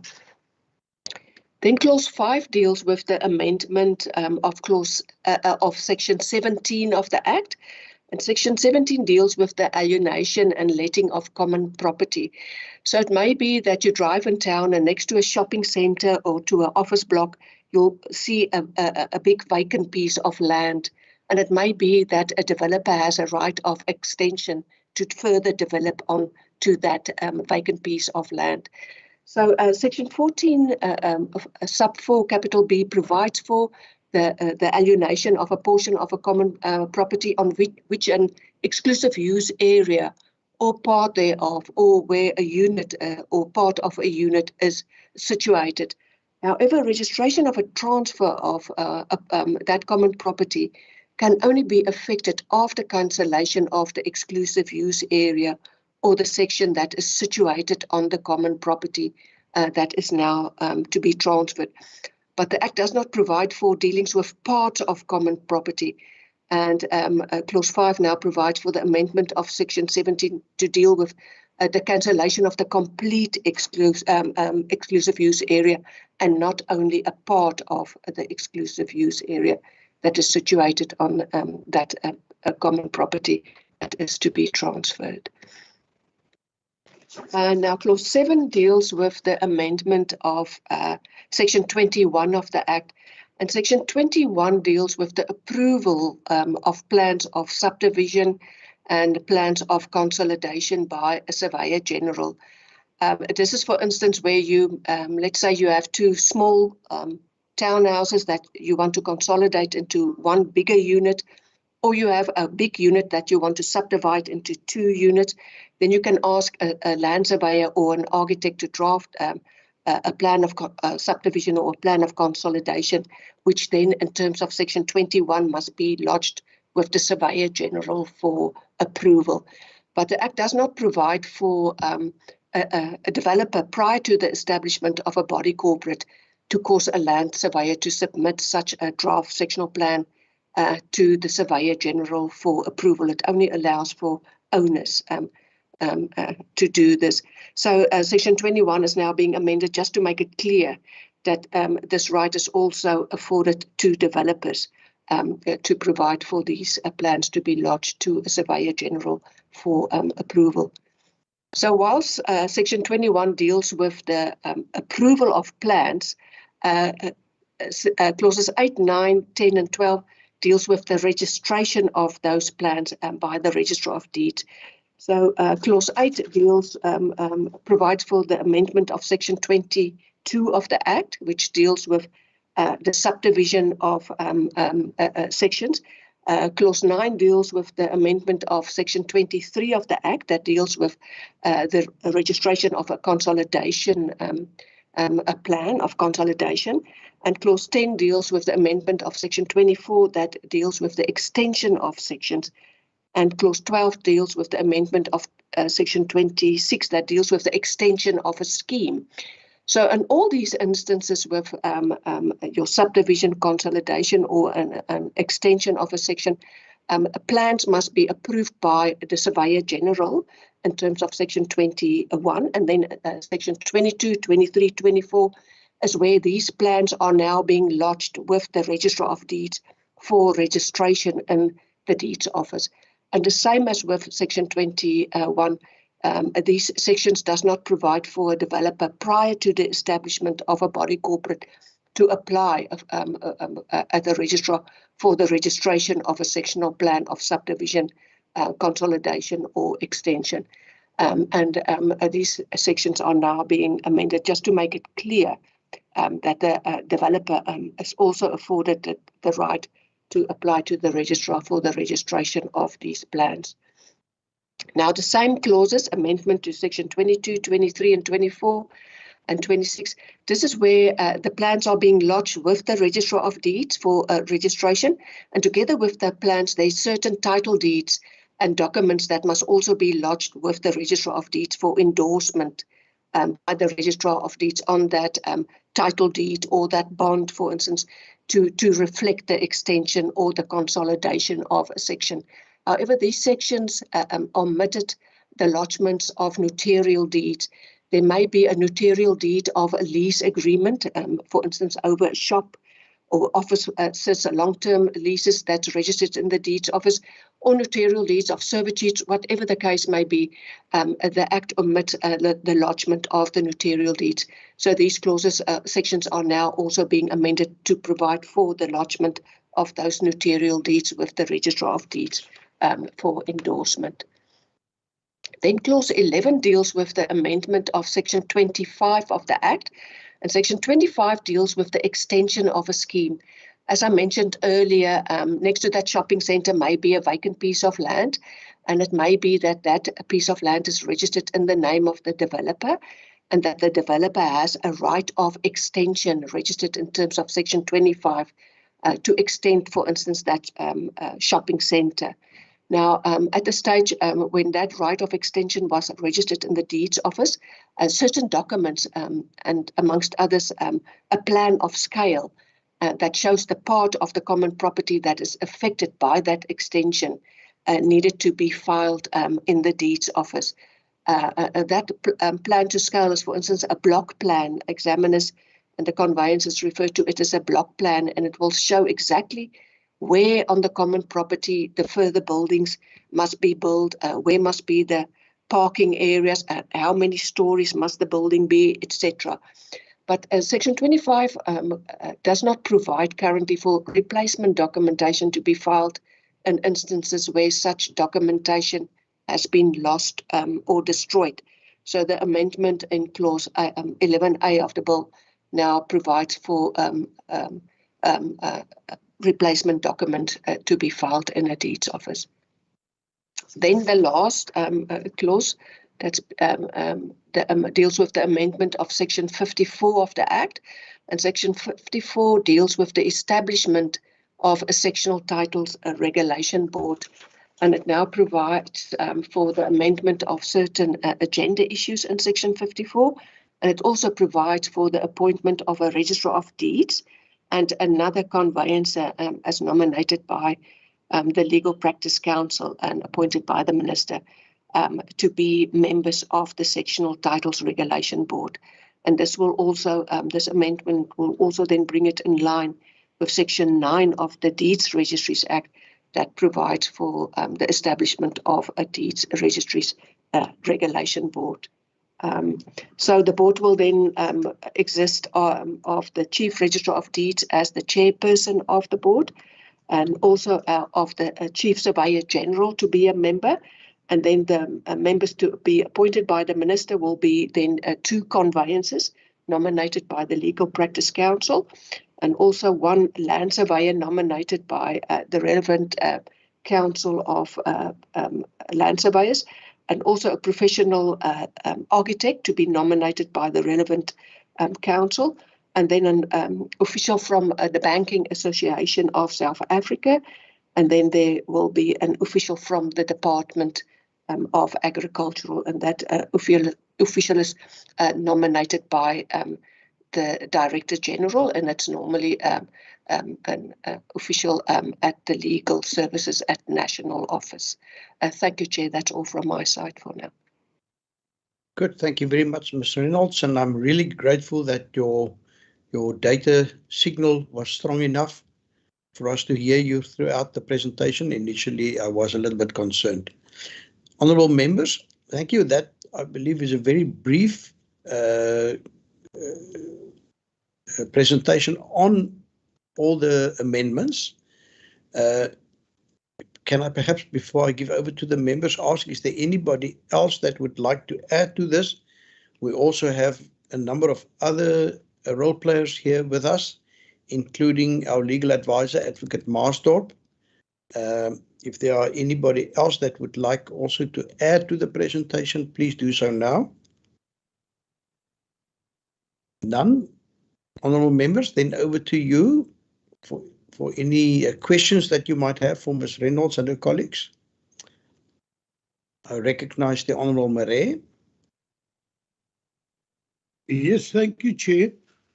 I would just like to know, I just browsed through the bill. I didn't have much time reading the whole 3, but I always say if something isn't broken, don't fix it. And I don't see any, I want to know what is really behind this bill.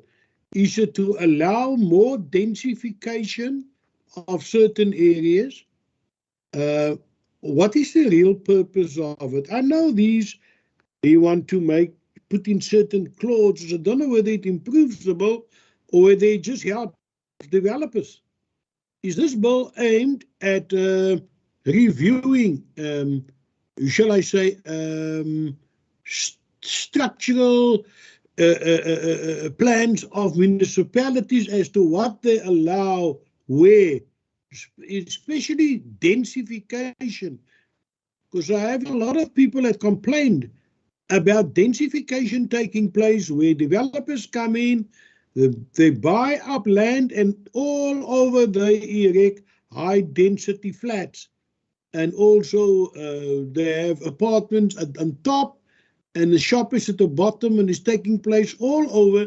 It's changing the whole landscape of the Western Cape, especially the metro. And it starts to look ugly. It starts to look like Mexico City. Is that what you foresee happening after these amendments?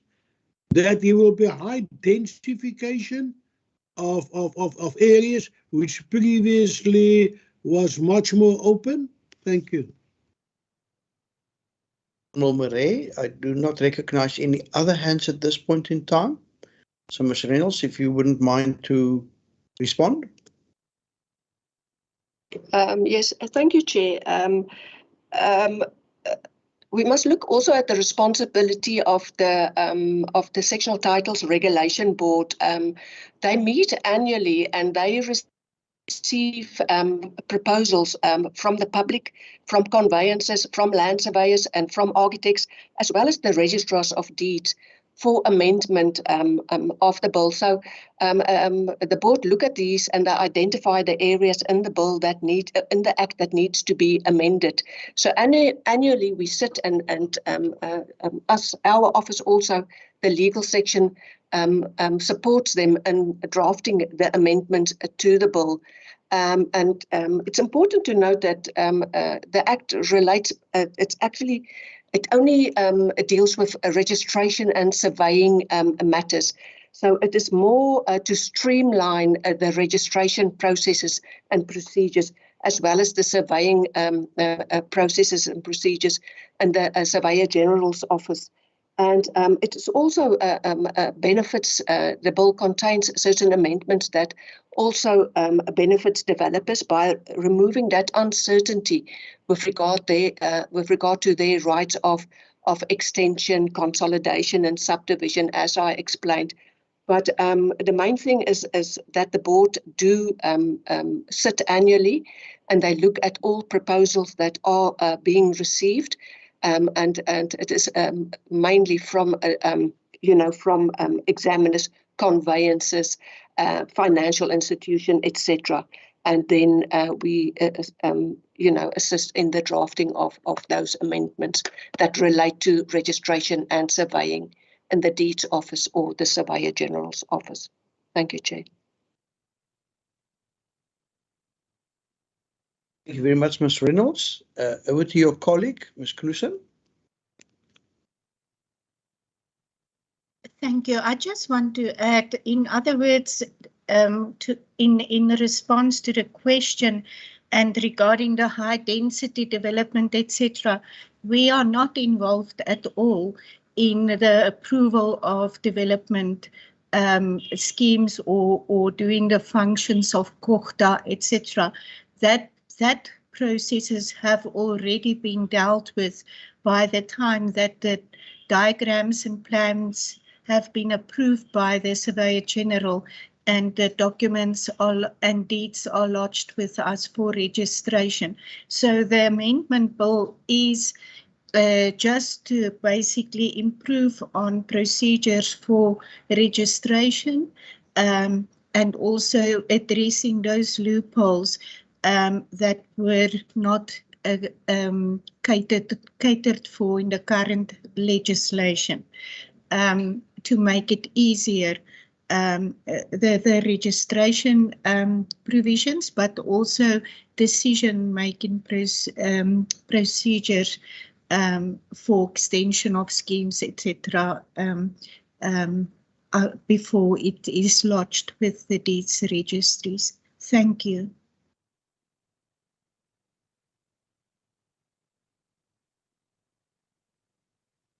Thank you very much. I do not see any other hands. With that, I would like to say thank you very much for being with us today, for briefing us on the sectional titles amendment bill. I can just say from my side, I've found some of the items quite interesting, such as the representation of lessees, and also the fact that obviously some of these areas are not for the exclusive use of owners, but obviously also of people that they lease their property to, etc. So my first impression is that many of this also has to do with what you call, I think, technical aspects of the bill. But thank you very much. We in the Western Cape take our role quite seriously to comment on national legislation when given the opportunity to do so. And we will now, straight hereafter, consider the public participation part of the process in the province, which will then assist us in drafting our response to back to the NCOP for their consideration, and therefore then for possible inclusion in the final amendments to the sectional titles amendment bill. Is there anything else that any one of you would like to add before I also permit you to leave this meeting?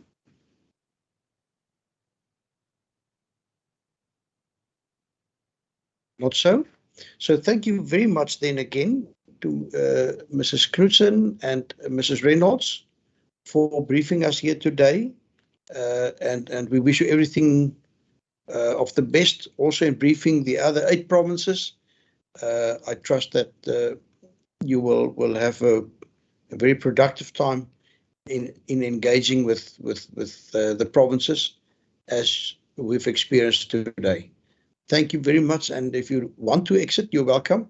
As I've said, we will now move over to what I can call administrative issues, where we consider the public participation process to be followed by the Western Cape. Thank you very much. Thank you, Chair. Thank you, Chair. Good. Thank you.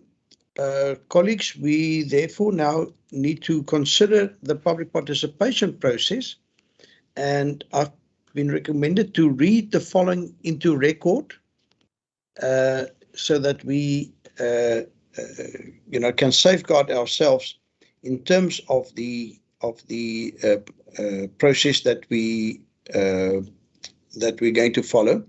There are just 2 important aspects. The first one is that the negotiating mandate for us to report back to the NCOP, the first due date there is the 26th of August, but then we also know that there is normally a winter recess and constituency period. So I do not know, Ms. Niekerk, would you like to propose a due date for us for public comments, and have you already looked at our program in order to have deliberations on any input that we might receive? Thank you, Chairperson. Excuse me. It would depend on the public participation process that the committee decides on now, whether we will advertise in print media or social media or both, and then just also give a reasonable time for the public to comment so that we do have a reasonable closing date. Based on the committee's decision now, if adverts are to be placed, it could be placed in 2 weeks' time, allowing a period of 4 weeks or 3 weeks for comments, and then take it from there. But ultimately, it's up to the committee. If the committee now decides on public hearings, we'll have to see how we fit that into the parliamentary program. But the committee ultimately first needs to make that decision, Chair. Thank you. Good, thank you very much. So, honourable members, please keep that in mind.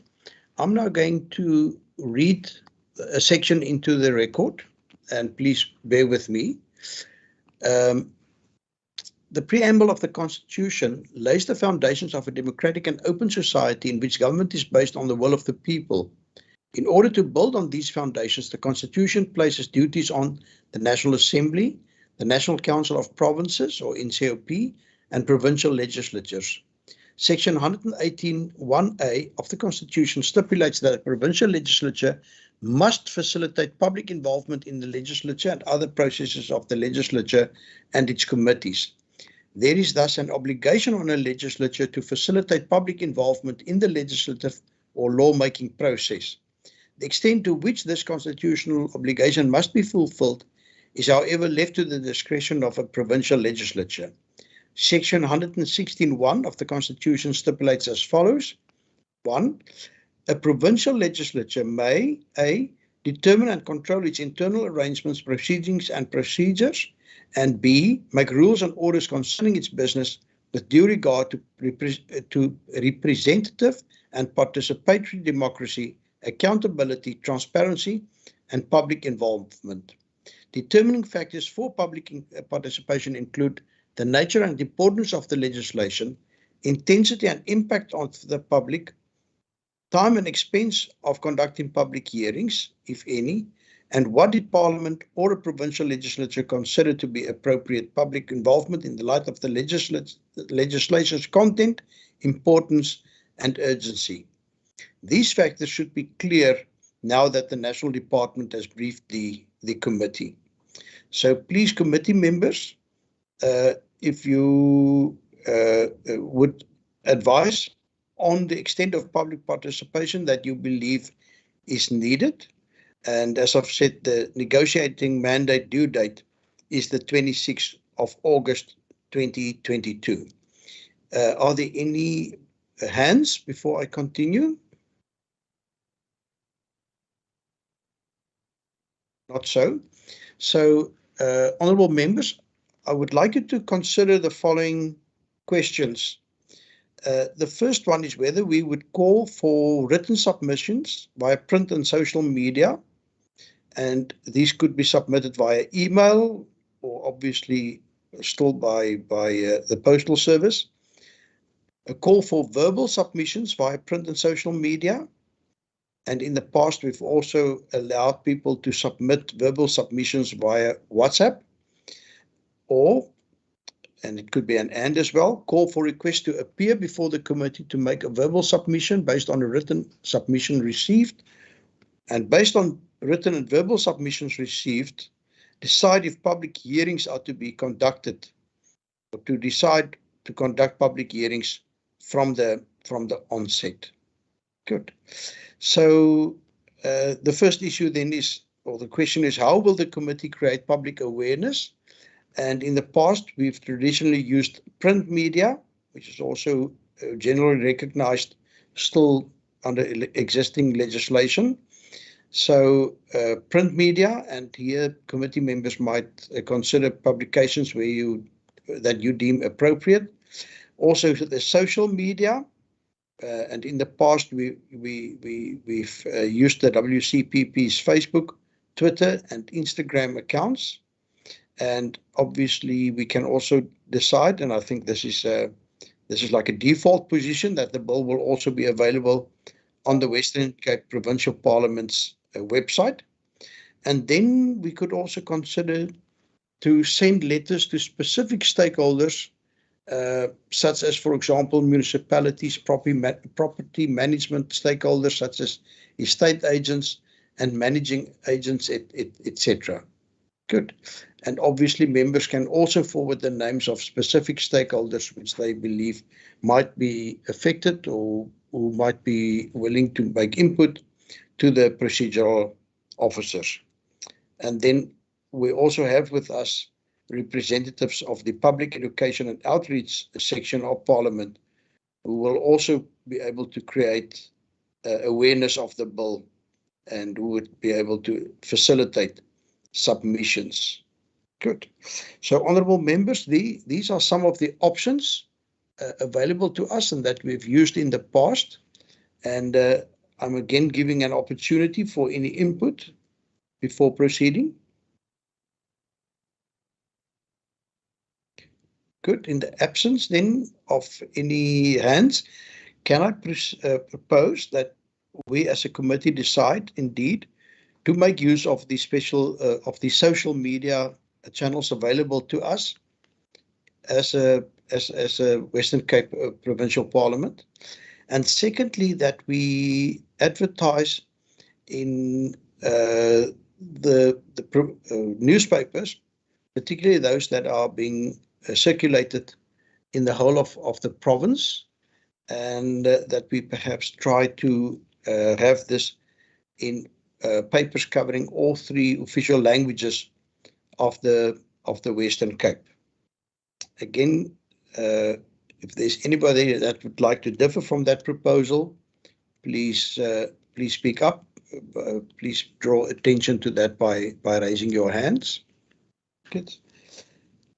And then, as I've indicated, that we also give the option to people to make a written input via email or postal mail, as well as for verbal input if people would like to forward voice clips, such as, for example, with WhatsApp messages, and that we invite people to indicate whether they would perhaps also like to appear in front of the committee, be it virtually or in person, and that we then judge on the strength of the public input received, whether we would like to engage wider and further by perhaps having public hearings in various venues throughout the province, or whether public hearings would also be limited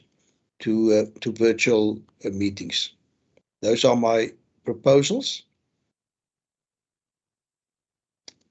Again, no other hands, so I take that as a sign that you confer with this, that you are happy for us to proceed in that way. And can we ask then that the procedural officer determine a suitable date, but that we allow these advertisements to run for at least 21 days? Ms. Niekerk, are there any further aspects to this that you would like us to cover today? That's fine, Chairperson. Just also so that the committee knows that the research section is also available should the committee feel that there's any aspect that they need research to be conducted on. And then also we have Advocate Marstorp with us if the committee needs anything of legal matter to be clarified to assist them in processing this piece of legislation. Thank you. Thank you. Thank you very much. Advocate Marstorp, may I ask, and I haven't checked this with you before, whether you would also be so kind to go through the bill and perhaps at a future meeting just address us on your views of the amendments proposed. Chairperson, thank you very much. What you've asked me to do now for a future meeting, I've already done in anticipation of this meeting. I have, in fact, read in the submissions made by the department, National Department, that this is very much a bill of a technical nature. However, that being said, I'm not sure why that is being used to describe the bill. I'm quite of the view, having gone through it, that there are quite a few substantive issues in the bill. In other words, the bill in its letter and in its effect provides for more rights to be created. It removes some rights in respect of certain interested parties, and in fact it extends existing rights of interested parties. So I agree with the presenters earlier that the bill really aims or is pitched at a level where registration is anticipated, registration of title deeds is anticipated, of sectional title developments, etc. Registration of extensions of sectional title, registration of common property where there's a exclusive use area, etc., to be subdivided. In that sense, it is quite technical, but it certainly impacts in some or other degree on existing rights of stakeholders. So hence, I would have argued that there is a dire imperative to have public hearings, and in particular, to focus the attention of those public hearings or invitation of public submissions on developers, on property, retail property managers, because they are front and foremost relevant in terms of adjacent land, adjacent vacant land, etc. So, that having been said, what the chairperson asked me to do for a future meeting, I've done already, and this would have been my input in that regard, chairperson. So I have nothing further to add other than to agree that there's a need for public hearings, and I'm sure with the assistance of our colleagues from PEO, our College in Research, we can identify very standalone interested parties like developers and property managers. Thank you, Chairperson. Good. Thank you very much, Advocate Marstor. Honourable members, if I could ask that we now discuss, therefore, the public participation focus of our process, and perhaps if Advocate Marstor would be so kind, then obviously to comment and engage with any inputs that we receive at future meetings, where we will again engage with the contents, the nitty-gritty of this bill. But if we could, for the time being, just limit ourselves to the proposed public participation process, I would appreciate that. I'm also cognizant of the fact that a number of our full-time members of this committee have been unable to attend today's meeting, and they are being represented by alternate members. And I just believe when we're really starting to discuss the contents of the bill, that in terms of continuity, it might just be a good idea to rather, have all of those inputs and that discussion at a meeting specifically dedicated to the contents. I recognize the Honourable Marais. I just want to, I agree to everything you've said so far, sir. I just want to say we should think a bit wider about public participation, with all due respect to all the members of the committee. People don't have money to buy newspapers. I see the burger, everybody's sales drop substantially. So who read the papers? Very few people who can afford still to pay 30 Rand for a newspaper will bother to go and get a copy. So is there no other means by which we can bring our message across? You're a very good orator. Why can't you, like the Premier has, inform via social media, by a video, tell them about this and say that if they have any, because developers will listen to that. Developers don't have time to sit and read papers, but we can communicate with developers and lawyers in some other way. Just a thought. I'm not condemning going into all the newspapers, but this mostly affect developers. Thank you. Thank you, Honourable Marais. Yes, you are quite correct in your observation that the circulation of your traditional printed media is dwindling. But I think in that void has been or is being filled by the internet, by social media, and as you've indicated, other means of electronic communication. And I think part of the proposal is that we indeed use all of that.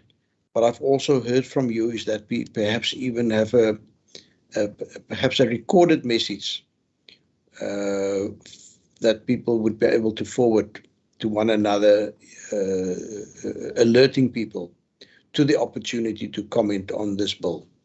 And I think that is something which we will certainly attend to. Thank you. Thank you, Chair. Good. Thank you very much, honourable members. It seems to me then that we are at idem. We agree that we will go out and that we will invite the public to make some input. And for those that would like to address us in person, that we will also be inviting them to indicate such to us. I recognize Ms. Niekerk. Thank you, Chairperson. Just to add that the recorded message, we could also then send to specific radio stations to get the message out there as well. Thank you. Yes, in the form perhaps even of a short media statement, as you've said, with a recorded message. Correct. Thank you very much. Thank you, Ms. Niekerk. I think that then covers the road forward for us in terms of inviting the public to comment on this bill. There are also, we're now at agenda point number 8, resolutions, actions. Are there any resolutions, actions for future meetings, etc., that honourable members would like to propose at this point in time?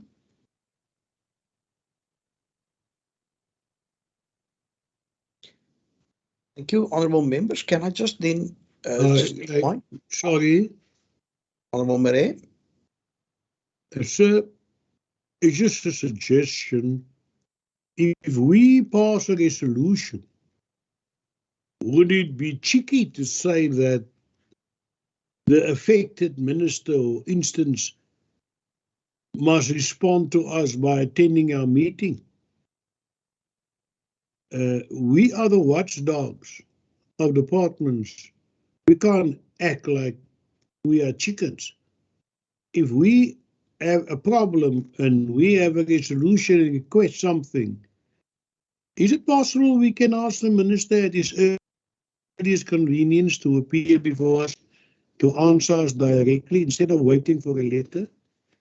Letter is so impersonal and there's no effect. It's faceless. Like the minister to face us here.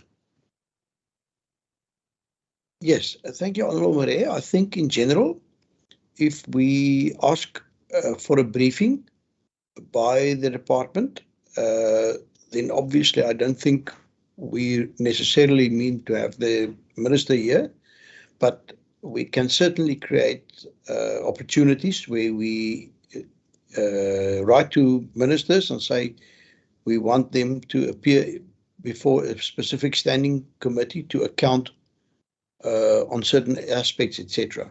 So that is certainly a possibility, but I do think, and I have great respect for everybody's time and the pressure that we are all having to function under. So I think, Honourable Marais, if we could not have this just as an open requirement or an open invite, obviously the ministers are being invited to our meetings, but if we really want to engage with the minister on a specific topic or topics, I think if we could then get from the members an indication, and then we can also write to the minister and say, Minister, you are accountable to this committee and we would like you to come and account for A, B, and C. I just think that that would obviously be far more fruitful than perhaps asking of a minister to come and account for something which he or she might be unprepared for. But certainly, Honourable Marais, please, if you want to engage with the ministers in terms of asking them or inviting them to come and account, we will certainly do that. And please feel free to contact Ms. Niekerk or myself directly, and we will then arrange that. Thank you, Chair. If I may just come in. Sorry, my hand isn't up yet. I tried to put it up. We have a whole new cabinet virtually, and it's changing every week. Is somebody new being in a place?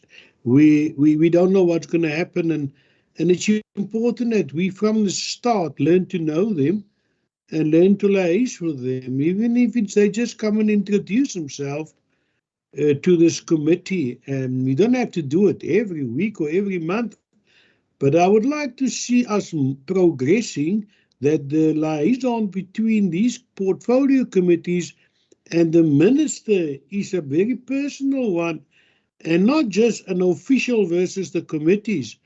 We not officials, we politicians.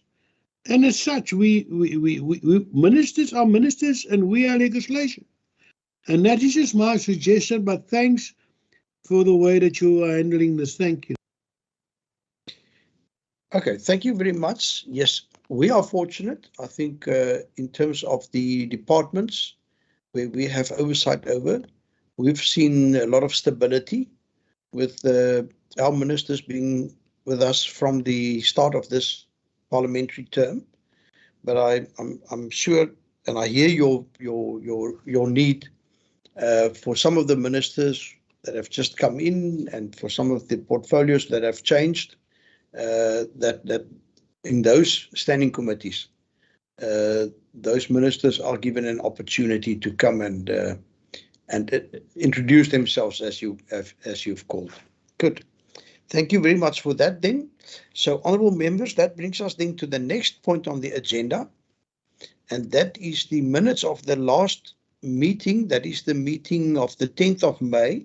Now, I'm just wondering, Ms. Nikak, do we have enough members here that would be able to confirm? Is there consistency in terms of attendance? Yourself, Chairperson, and Member Marie and Member August was in the meeting on the 10th of May. Fantastic. So would you please then beam up the minutes of that meeting? It's up, Chair. Thank you so much. Thank you. Page 1. Then page 2.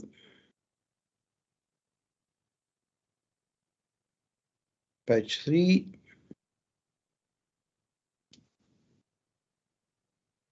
Thank you. And page 5. Good. Page 6. Thank you, honourable members. The minutes have been circulated before, and I've been able to peruse it, and I'm happy. Can I get a proposal? And it seems to me as if perhaps the Honourable Marais and Honourable August may be best to confirm the correctness. Yes, I would let Member August propose, and I'll second him. He never proposes. Thank you. Thank you, Honourable Marais. We fortunately do not need a seconder, but I see Honourable August's microphone is on. Yes, thank you, Chairperson. I propose that we adopt the minutes. Thank you so much. And then, Honourable Marais, you will still second that? I second that, sir. Excellent. Thank you very much. That deals with that then. Then, honourable members, just under general, you know that we've got a visit week for this committee coming up. Last year, we've, as a committee, decided that we would like to visit some projects in the Southern Cape, one being a biofuels project, the other one that makes or manufactures activated charcoal, making use of the alien vegetation that is particularly sprung up after the Knysna fires, etc. We've also got a standing decision that we would like to visit some farms for emerging farmers, where we would be able to determine the level of support that they receive, and we would be able to engage with such farmers on these aspects. Now, we've asked the various departments to indicate, the location of these projects, etc. And at this point in time, it seems as if it would be most appropriate for us to already, and we've shared this with you during our previous meeting, on the Monday, the 13th of June, and then being able to return on the 15th in order for members to be able to be in their constituencies, for example, on the 16th, which is Youth Day, the 16th of June.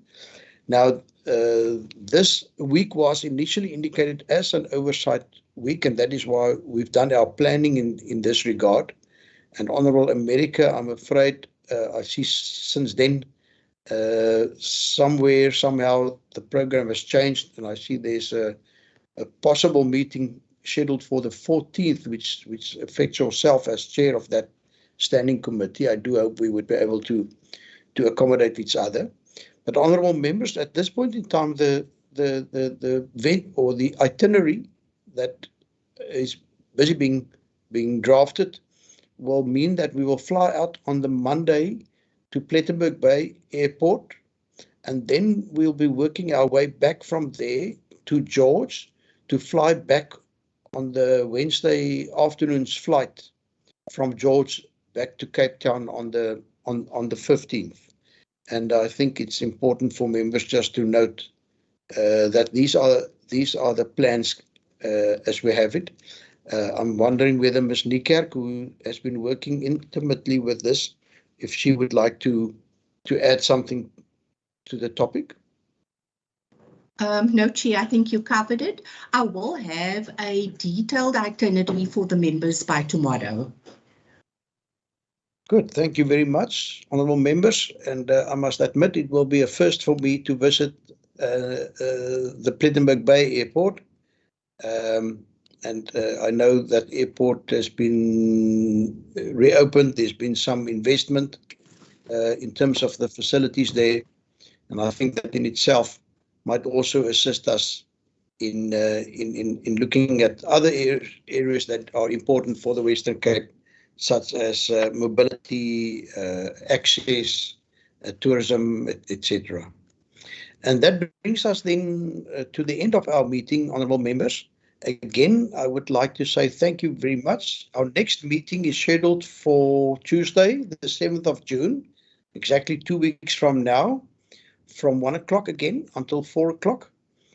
A special word of thanks to those of you that have been joining us and as alternates for the members that are currently abroad and therefore not able to be with us. And I do hope that you have also found some of the discussions this afternoon very interesting. I do know, honourable members, that it might even influence your decisions on where to invest in fixed property or where to start businesses once we've finished our term. Ms. Niekerk, I recognise your hand. Chair, just a gentle reminder about the Cluster B visit week taking place from the 20th to the 24th of June. Yes, I think we must still meet to, sorry, there's a camera on. Ms. Kaya Letu Mkunyana, if you would perhaps be so kind to just switch off your camera for now. Honourable members, there is a cluster visit week scheduled for that last week in June, and I've been told that the theme might be dignity, which is obviously a theme which I think we can all relate to, and that the area that will be visited, am I correct, is in the Oeverberg. That's correct, Chairperson. Good. So, honourable members, so we will be on a committee oversight tour to the Southern Cape. Then we'll come back for Thursday the 16th. I've been told that the 17th would be, which is a special school holiday, would also be kept free from standing committee meetings if possible. And then after that weekend, we as members in this cluster, similar to the one which we've had early in this year, will be visiting the Oeverberg. So please, if you could arrange your diaries to accommodate this, and if you could be able to join us, I have found in the past these oversight weeks to be most fruitful and very interesting. And in terms of the oversight, which the Honourable Marie has again emphasised earlier, I think it gives us a very good idea of the work of the various departments in the provincial administration. And with that, I would like to say thank you very much, especially to our support officers, Advocate Marstorp, but also Mr. Hassan from ICT, Mr. Johan Vermeulen, who I see on the meeting or on the call as well as Ms. Mshumpela Thank you very much. The meeting is adjourned, and I hope you will have a fruitful and a wonderful rest of this day. I'm also going to leave for Cape Town for public hearings on the Provincial Roads Infrastructure Bill. So I do hope to see at least some of you in Cape Town in some 2.5 hours from now. Thank you. Thank you, Chairperson. Thank you. Thank you, Bye-bye. Chair.